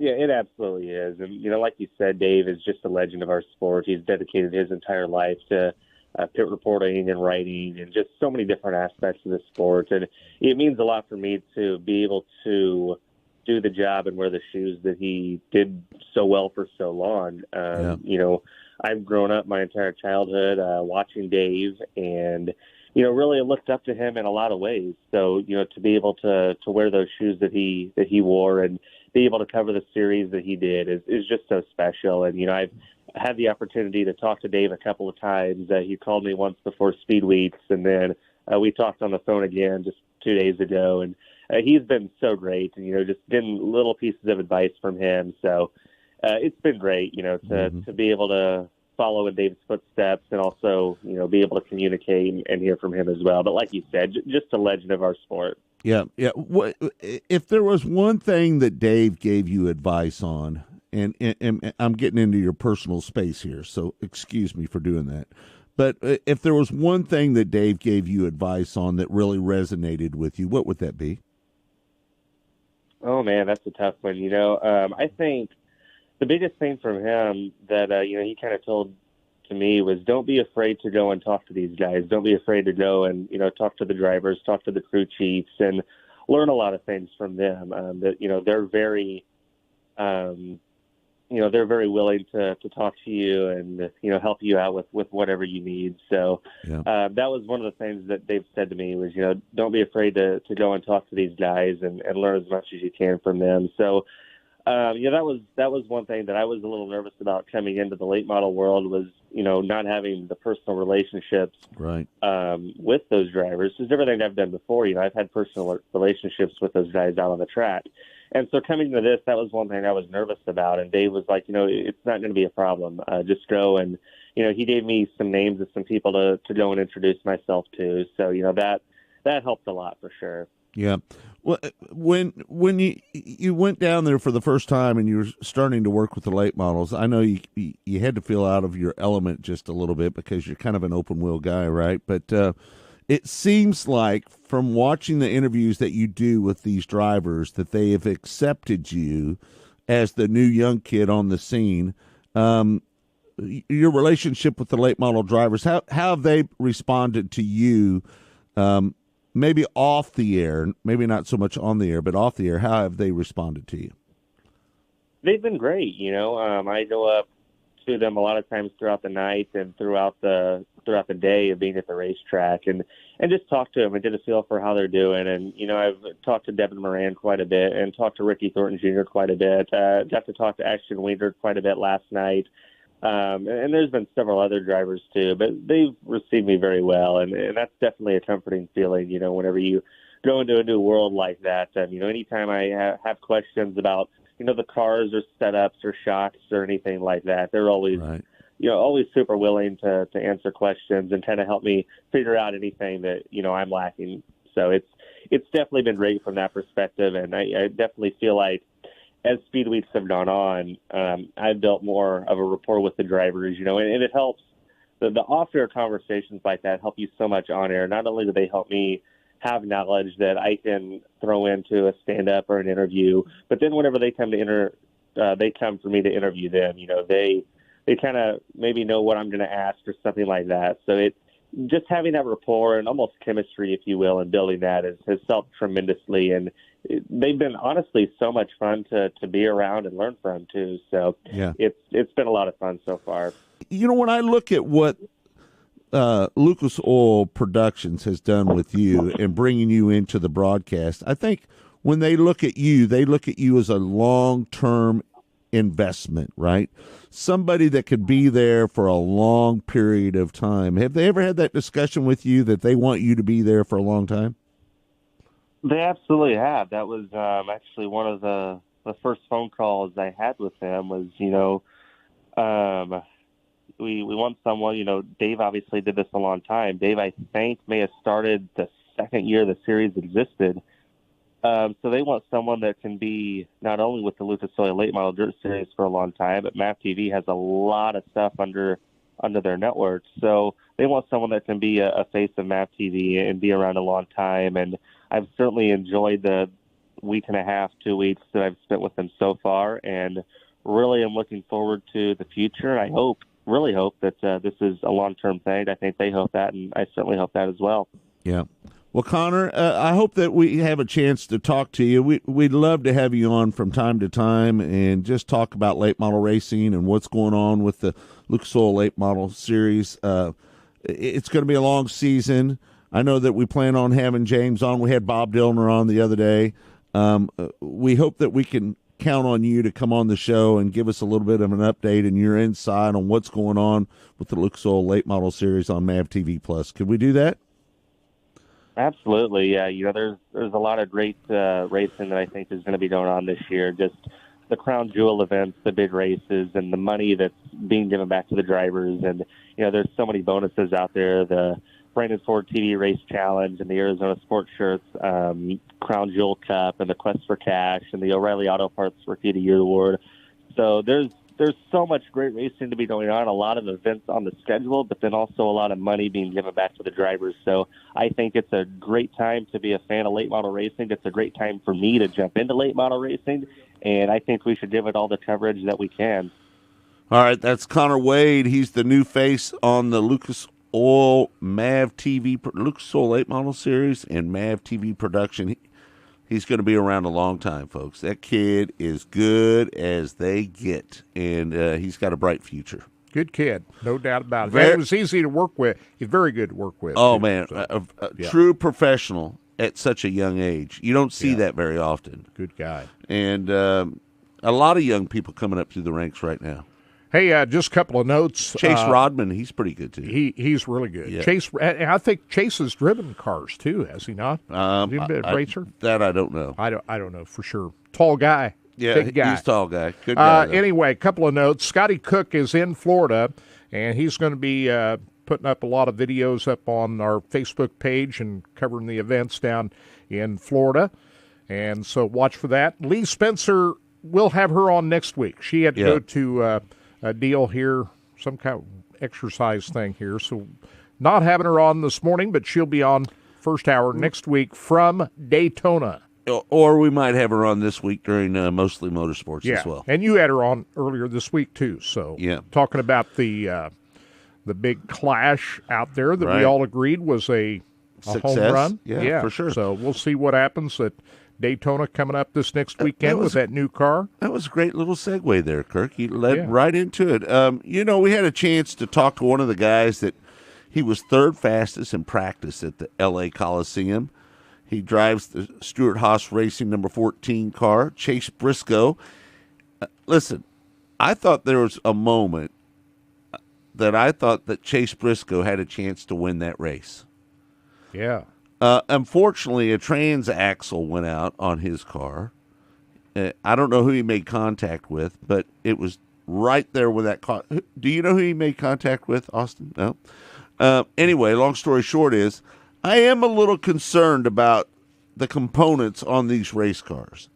And I'm a little concerned about, and I hate to say it, but I'm a little concerned about the safety of the drivers in these cars, to be honest with you.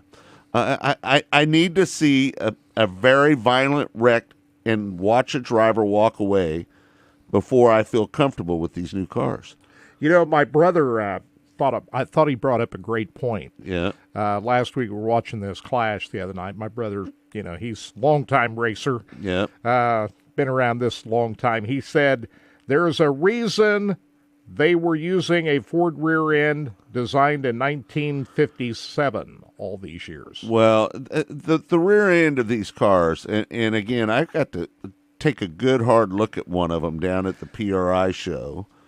They've got bolt-on front and rear stubs. The transmission is bolted to the rear end. They've got transaxles, kind of like a Corvette rear end in the back of it.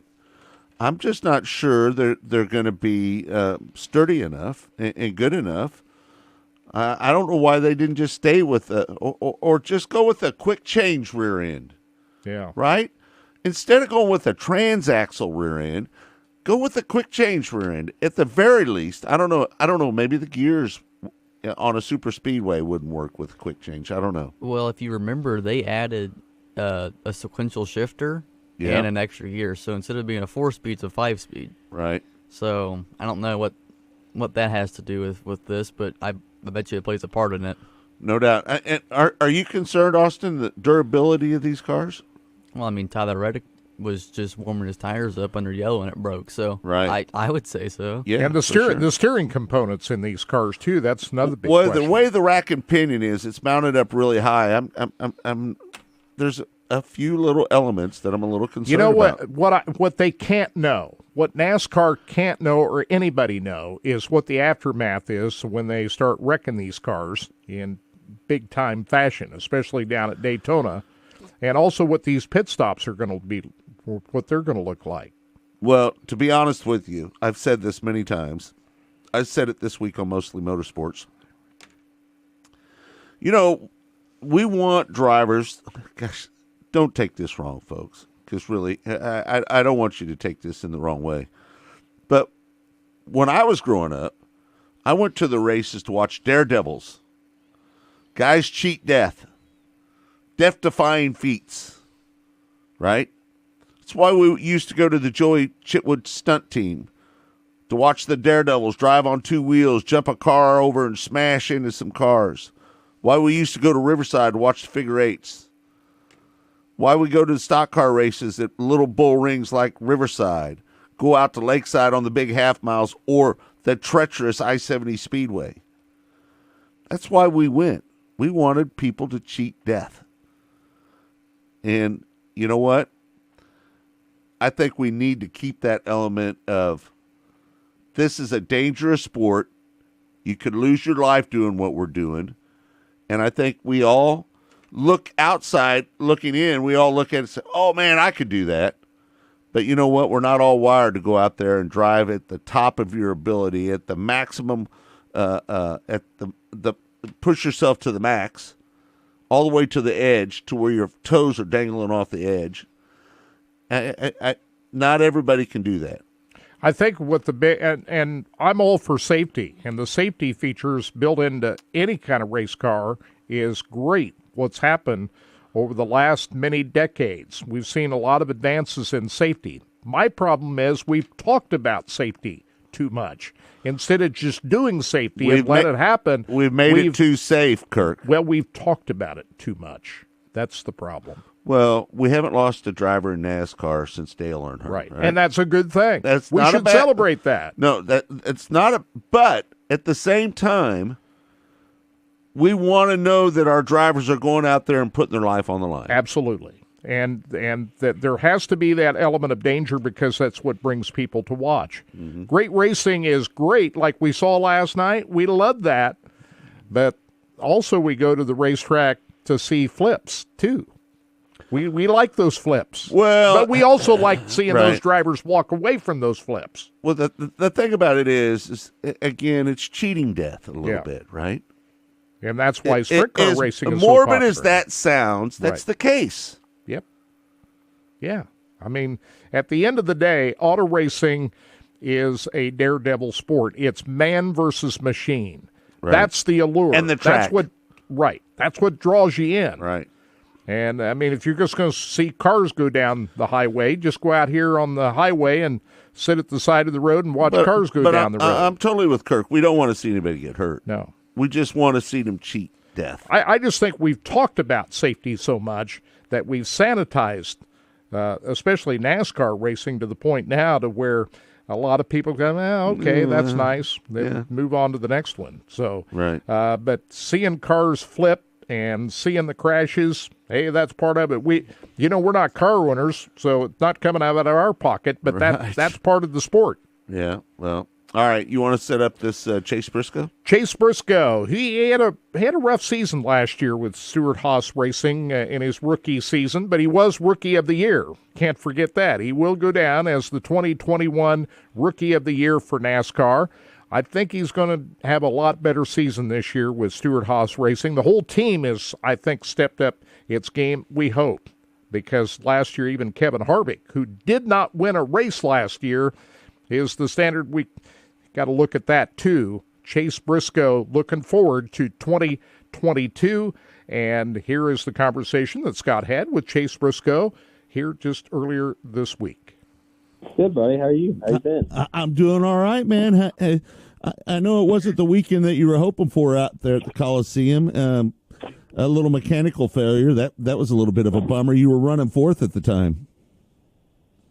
Yeah, I think we were going to really have a really good shot to win it. I think we dropped back to 9th or 10th there on the start and was driving through guys, able to get up to 4th, and was about to pass for 2nd and 3rd. And caution came out and then had a drive shaft break. So unfortunate. Wish we definitely could have raced that one out. Felt really good about it, but we had speed, and even though I don't think there's any other track really like that one, everybody still was taking their best piece and trying to win, and felt like we were one of the best cars. So that's definitely encouraging, and see if we can carry that momentum into Daytona now and wherever the West Coast once we start the season. Right.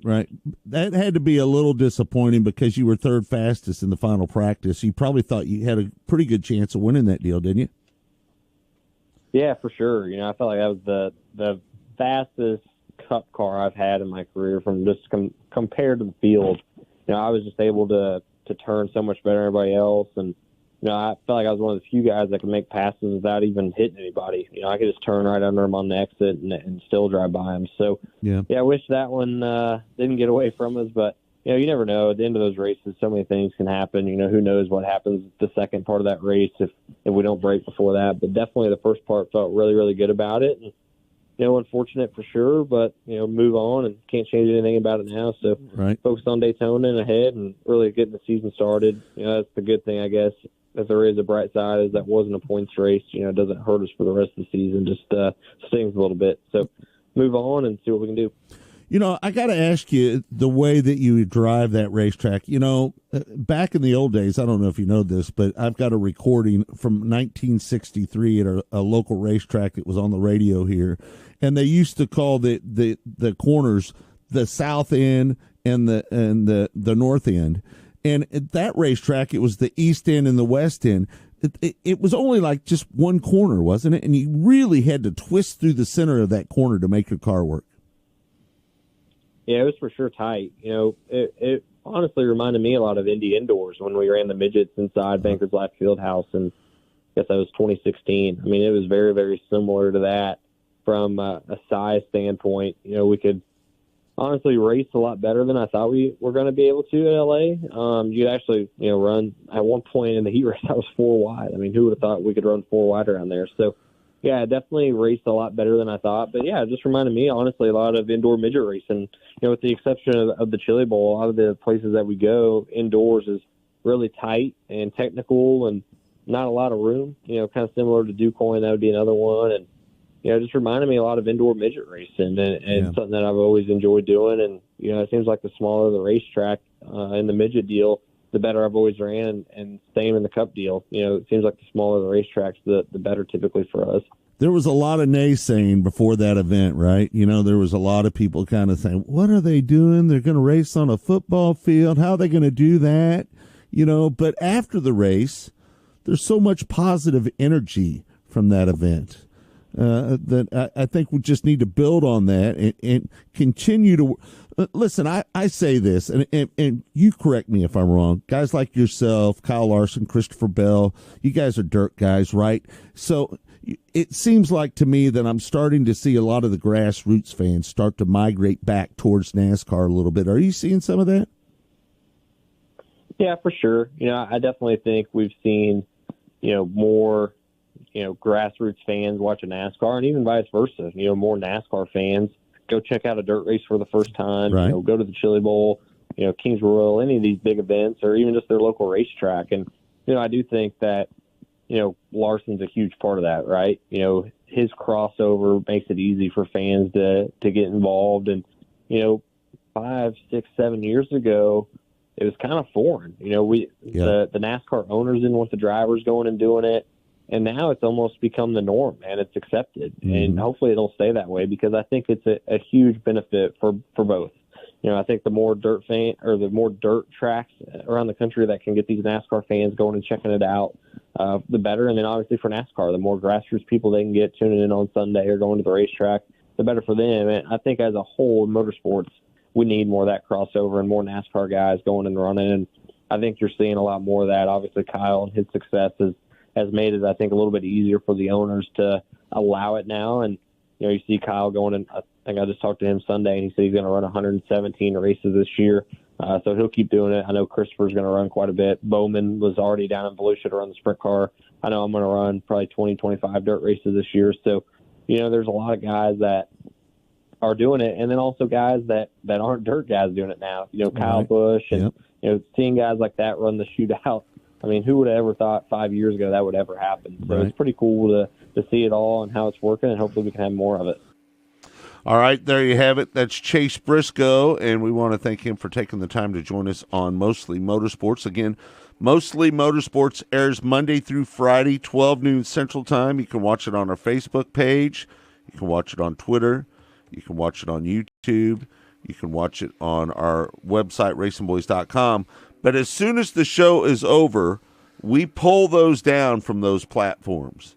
And then if you want to listen to the replay, you're going to go to wherever you find your favorite podcast, right? Just go to your search engine on your computer, type in Mostly Motorsports, and it will lead you right to where you need to be for the link. So what do you think about Chase Briscoe? He's a good guy, man. I like him a lot. Yeah, and he won a lot of races in the Xfinity Series before he jumped up into the Cup Series. But he went through some growing pains last year. But you know what? The whole team, Stewart-Haas Racing, wasn't up on the top of their game last year. That's a tough assignment over there. So I mean, it was initiation into the Cup Series for Chase Briscoe last year. But you know what? He's got a strong personality, and he's gonna hit the ground running this year. I believe. I think they're going to run a lot better than they did last year. Hey, Kirk, we've been getting a few people. That's too loud.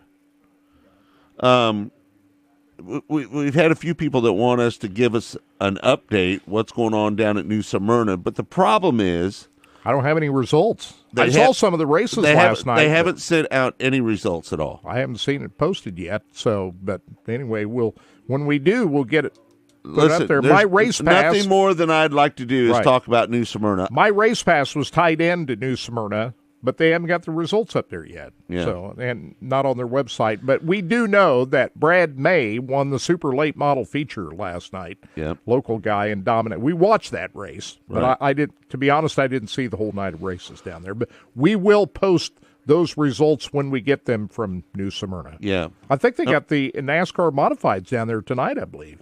Oh, really? Yeah. The Featherlight type modified. I think so. Oh, man, that's always some good racing. So I've been there for that race. In fact, I raced at New Smyrna once. Yeah, how about that? Yeah. That's a long straightaways, got some good banking to it, but that inside wall, how big of a factor is that when you're going down into the I wasn't corner? down by the inside wall, Kirk. Yeah. I was by the outside wall. Yeah. Down the straightaways, out to the wall, down to the bottom through the corners, pin it down on the bottom, bring it out to the wall, going down the straightaway. That's a tricky racetrack. You got to know what you're doing to get around that place, don't you? Yeah. Well, I drove for a guy that Carl Edwards drove for one time. His driver wasn't going to be able to make it down there, and he come down there and asked me if I'd Was that a modified? Modified. Pavement modified. It's the same modified that Clint Boyer if you remember the story, people don't remember this story, but everybody always talks about when Clint drove my ARCA car, right? But what people don't remember is Clint drove my modified twice. We took him to, I'll tell the story real quick. I took him to the World Cup, and I was leasing a motor at that time from Huey over at Day Automotive. And Huey and Tony, at the time, I was running pretty good in the modified. I'd run like second 8 times, and, you know, I'd won one race. I think I won that race in 2002. And I'd won down at Moberly. And when I went to Huey and them and said, hey, listen, I'd like to put Clint Boyer in my car to have him run out at I-70 during the World Cup. And they said, no, we want you to drive it because we know you have a chance to win. And how about that? And I really pushed them, and they said, listen, the only way that we're going to allow that to happen is if you give us the 25% of the winnings, give them their amount as if we won the race, pay them in advance the amount of money that they could have won during that race. Now let's repeat what you just said. Right. What year was this we're talking about? This would have been 2001. 2001. And just think of what's happened since then. They said, no, we want a chance to win. Let's put Clint Boyer in it. No, we want a chance to win. We want you in the car. Right. Well, that was a compliment. Yeah, I enjoyed that. They wouldn't say that now, though. No. But what ended up happening, Clint ended up qualifying second for that race out of all the cars that were at the World Cup, and he ended up running third, and we broke a sway arm bolt, and it freed up the car, so I think he would have won that race. Then we went down to Moberly, and we raced against Carl Edwards. Carl was driving a converted dirt car that was made into a pavement car. And Carl told us later that he had a big carburetor on there, and that's why he won that race. But anyway, Clint ended up running second or third. I think maybe Roper might have got around Clint. I was over there at the that race. day at Moberly. Yeah. I saw that. Yeah. So anyway, the same guy that Carl was driving for that day, that's the car that I drove when I was down at New Smyrna. That was a long way to get to the story, but that's the case. There it is. So New Smyrna Speedway, it's a unique racetrack, would you say? Is there any other track like that, New Smyrna Speedway? What would you compare it to? I don't know what I'd compare it to. Not much. Hey, listen, you're right, Tommy. We were just looking at the fire suit, a picture of Sam Haferteef's fire suit. Wow. Sam was involved in a fiery wreck was it a wreck, Austin? Fuel line leak. Fuel line leak in a USCS race down in Needmore Speedway, right? Isn't that right? And it's in Georgia. We're looking at his fire suit right now. Golly. Man, oh man, I just hope to God that Sam's okay. I hope he didn't get burnt. Do you have any news there, Tommy? Tommy's online with us. Have you heard anything? Is he burnt? Is he okay? Because man, that fire suit doesn't look like it's in very good shape. You know, but Sam doesn't chintz on the safety gear. He wears all of the underwear and everything that goes with it. Yeah. Yeah, I see on the results last night from. This is in Norman Park, Georgia, Needmore Speedway, USCS event last night. And Sam, it apparently happened in the feature event, is one of the drivers that, several drivers. There was like 9 drivers that didn't finish that race last night. So I'm not sure what the track conditions were or what happened down there. A guy by the name of Mark Rule Jr. won the feature last night. So not familiar with it. Dylan Westbrook ran second, Terry McCarl third, Danny Smith fourth, and Garrett Williamson was fifth in the A-main down there last night. Nice run for Garrett. So nice. Hadn't heard of the guy who won, but we certainly know the other drivers in the top 5. Interesting. All right, well, we have one more interview for you here today, folks, on Track Talk. Again, this is an interview that I did earlier this week. And it's with Cannon McIntosh, Kurt. Cannon McIntosh, one of the young guys in midget racing that has really made a name for himself, and quite articulate, too, by the way. And here's a portion of Scott Traylor's interview with Cannon McIntosh. Hey, how's it going? Hey, I'm doing all right, man. I appreciate you joining me on the show. It's a big day for you, a big announcement today. Tell us about it. Yeah, it's super exciting to be partnering up with Crescent Tools. They just came in today to the Toyota Performance Center.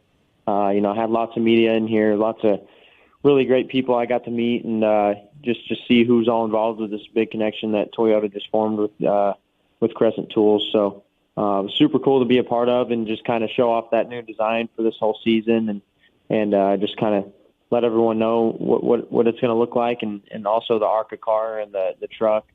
It was cool to just be a part of the whole thing, and meet great people, and just see how everything went together. Yeah. So how many truck races and ARCA races are you going to run this year? So I'm not running truck or ARCA this year. That was so the truck is a KBM truck that Corey Himes running. That's right. Yep. They're sponsoring him, and then the ARCA car is Jesse Love, and they're just sponsoring me on the midget side. So they just wanted to show all three cars that they're a part of this year, and how it's just a full partnership for the whole Toyota as a whole. I haven't had a chance to read the press release yet, so excuse me for the mistake there. But I got to ask you, it takes a lot of money to do what you're doing and running up and down the road, and to get a company like Crescent on board with you. How big a relief is that financially for you guys? It's definitely huge for us. It's obviously a lot of people know it's not easy to be able to do this, and doing it with a team that has just been around for just a few years, and something that you've kind of been there from the beginning, building from the ground up.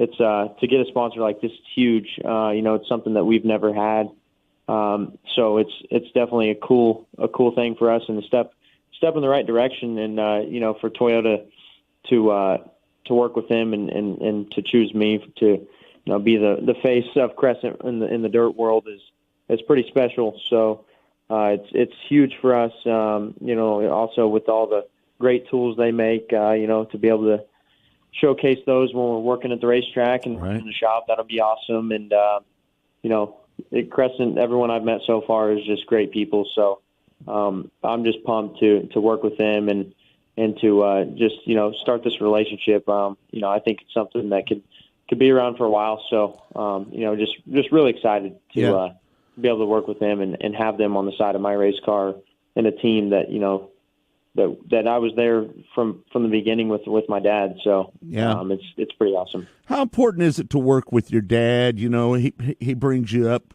since you're a kid racing these cars. How important is it to have that relationship with your dad and keep it kind of in the family versus going out and buying a ride somewhere? How important is it for you and your dad to be together? It just makes it that much more special when that success comes. Obviously we've had a couple big wins. We've got that first USAC win a couple of years ago, but there's still so much that can be accomplished, and I think doing it at home, it's going to make it a lot more rewarding when that does happen. Yeah. And I think this year is a really good chance for us to do so.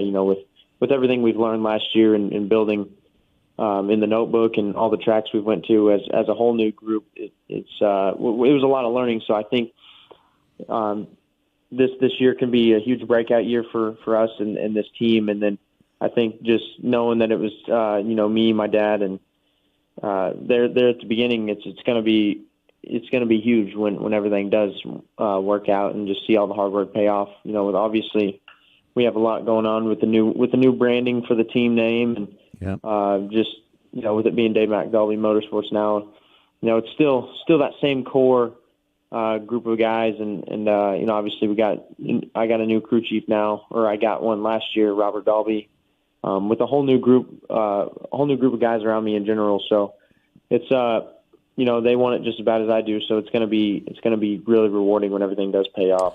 I noticed that you finished 7th in the Power I Lucas Oil National Midget League. You didn't run full time. I think you missed 10 of their races last year. How are you going to balance out your schedule? How many USAC races versus how many Power I races are you going to run this year?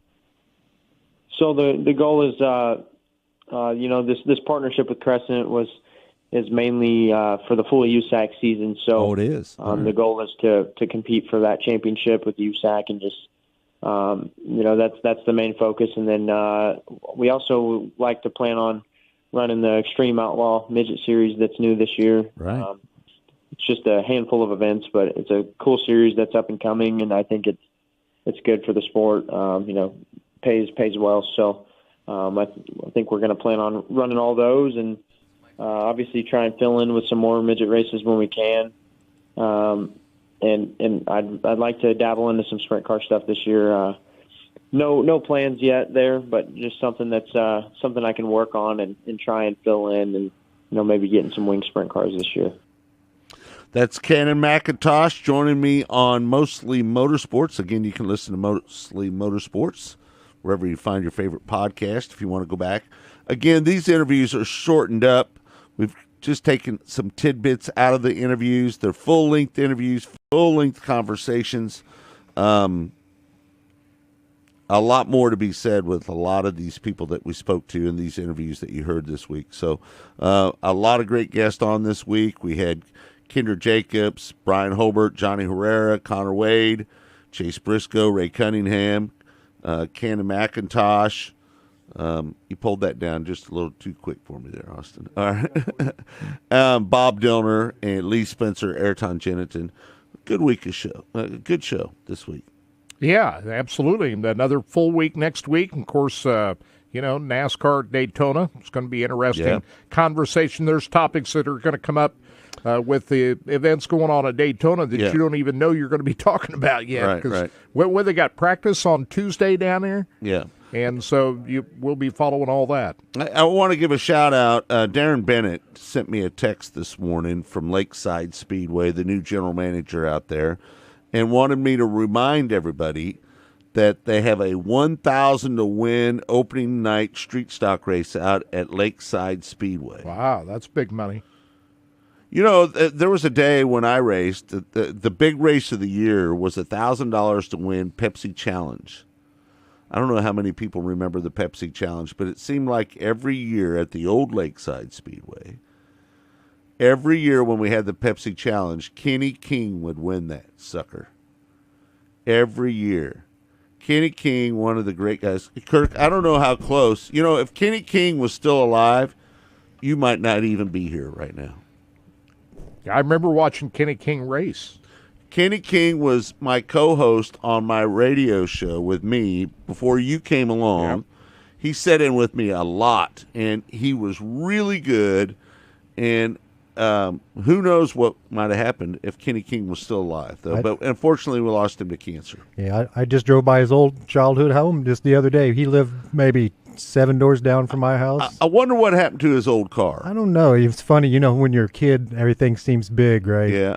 I went down, I remember this vividly. We got out one of his cars. It wasn't one that he was racing at Lakeside, but it was one that he was messing around with. And we got out there and driving around his backyard. We rolled that thing over, and I told for some reason it seemed like a big backyard. I can't even imagine how he even got that car. He got that car going fast enough to roll that car over. And with us kids in that car, I just thought it was the craziest thing. But he had a younger brother, Kerry King, who was my age. I sold him a car.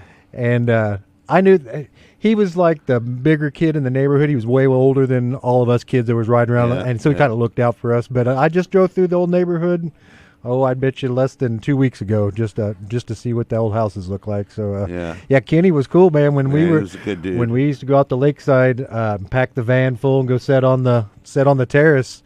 He had a whole cheering section up there from 78th Street because all of our guys. So he was a real racer too. He was, man. Oh man, he innovator. He used to win that race all the time, man. That Pepsi Challenge, and it turned out that he reversed.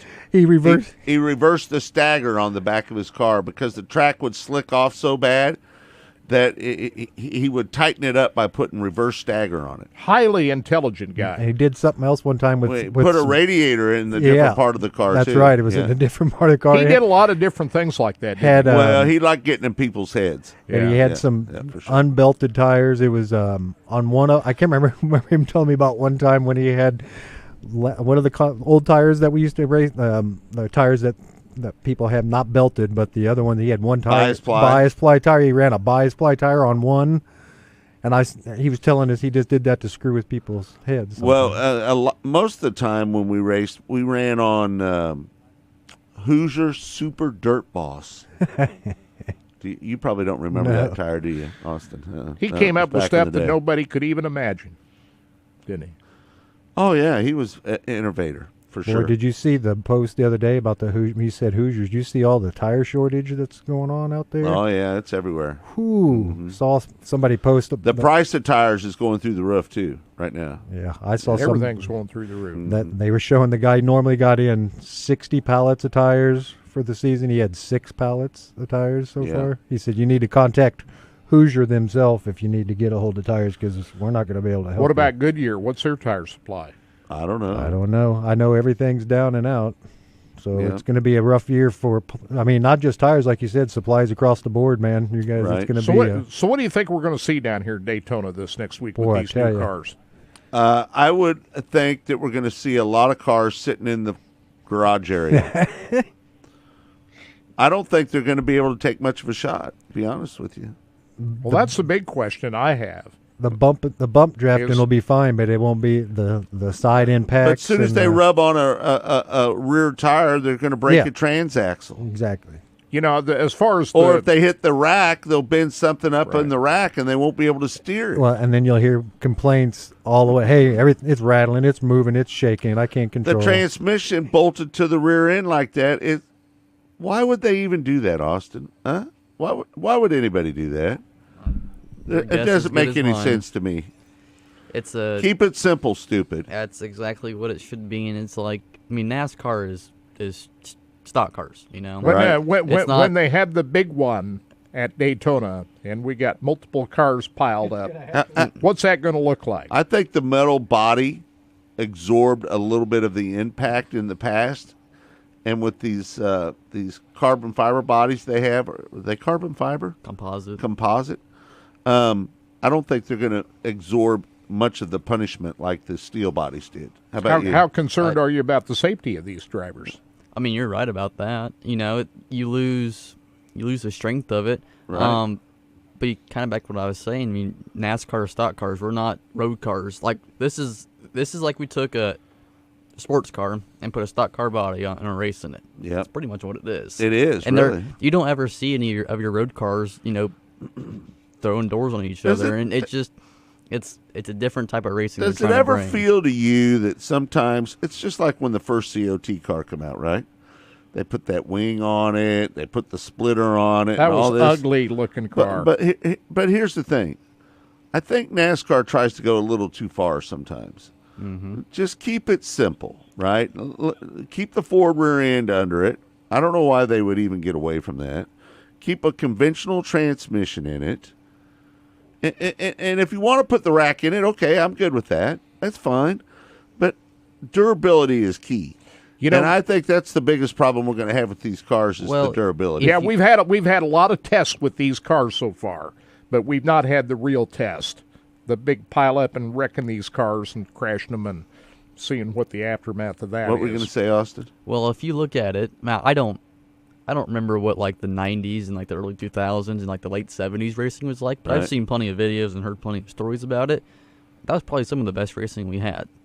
So I get everything, you know, changes and evolves over time, but why did we leave something that worked to what we're at now? That kind of makes sense. I think the racing's been pretty good here the last year or two. Yeah. It has been. Yeah.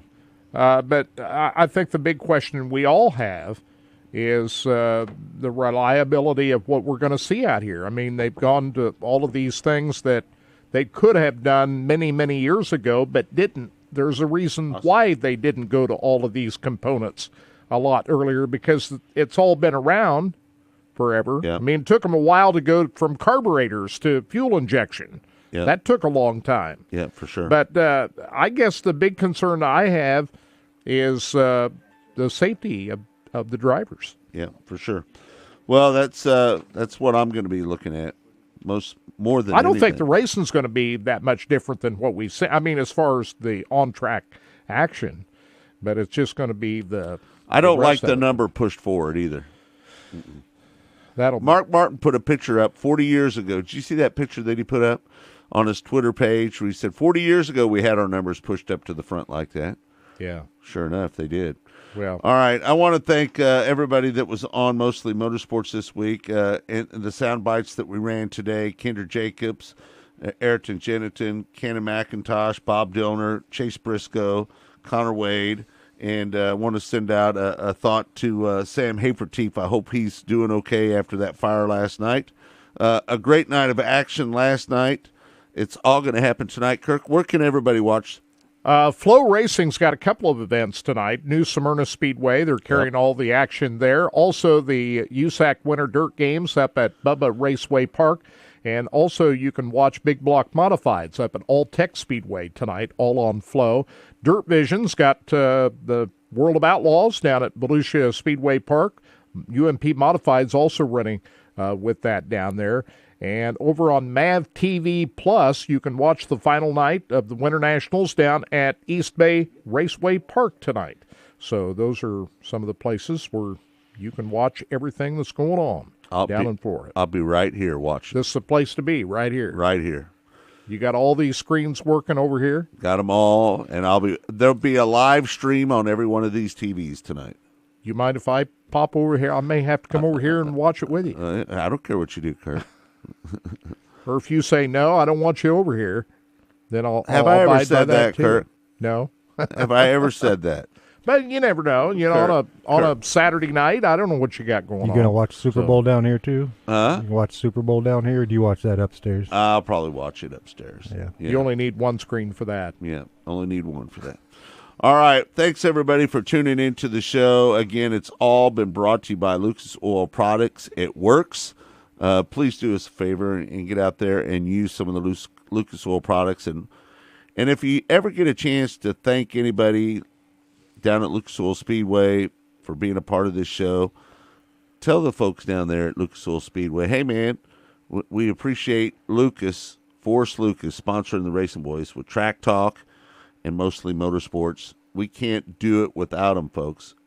And if your company would like to be involved with our show, Mostly Motorsports or Track Talk, all you need to do is get a hold of us at racingboys@racingboys.com. We got plenty of room for everybody. We'd love to have you involved in the show. It takes money to do this. We've got to pay Austin. We've got to pay Todd. Kirk and I would like to make a living if we could. We'll try to make a living doing it. We've been doing a pretty good job of it for the last 22 years. Yeah, we're still around. We're still here. Anyway, I want to thank everybody again for tuning into the show. We'll do it all over again next Saturday morning. We'll have a lot of good sound for Mostly Motorsports. For Austin, for Todd, for Kirk, I'm Scott Traylor saying thanks for joining us here on Track Talk. We'll see you Monday, 12 noon Central Time with Mostly Motorsports. We hope that you'll join us. We'll see you then.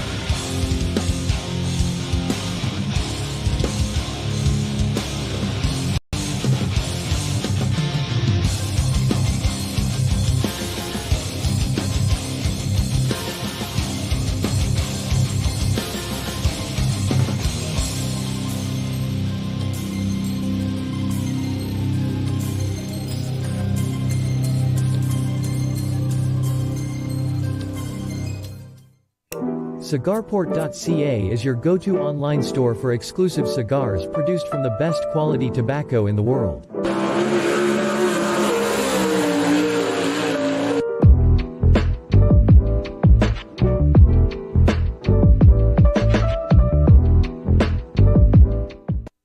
At Lucas Oil, we take pride in creating problem-solving products to make your car care easier.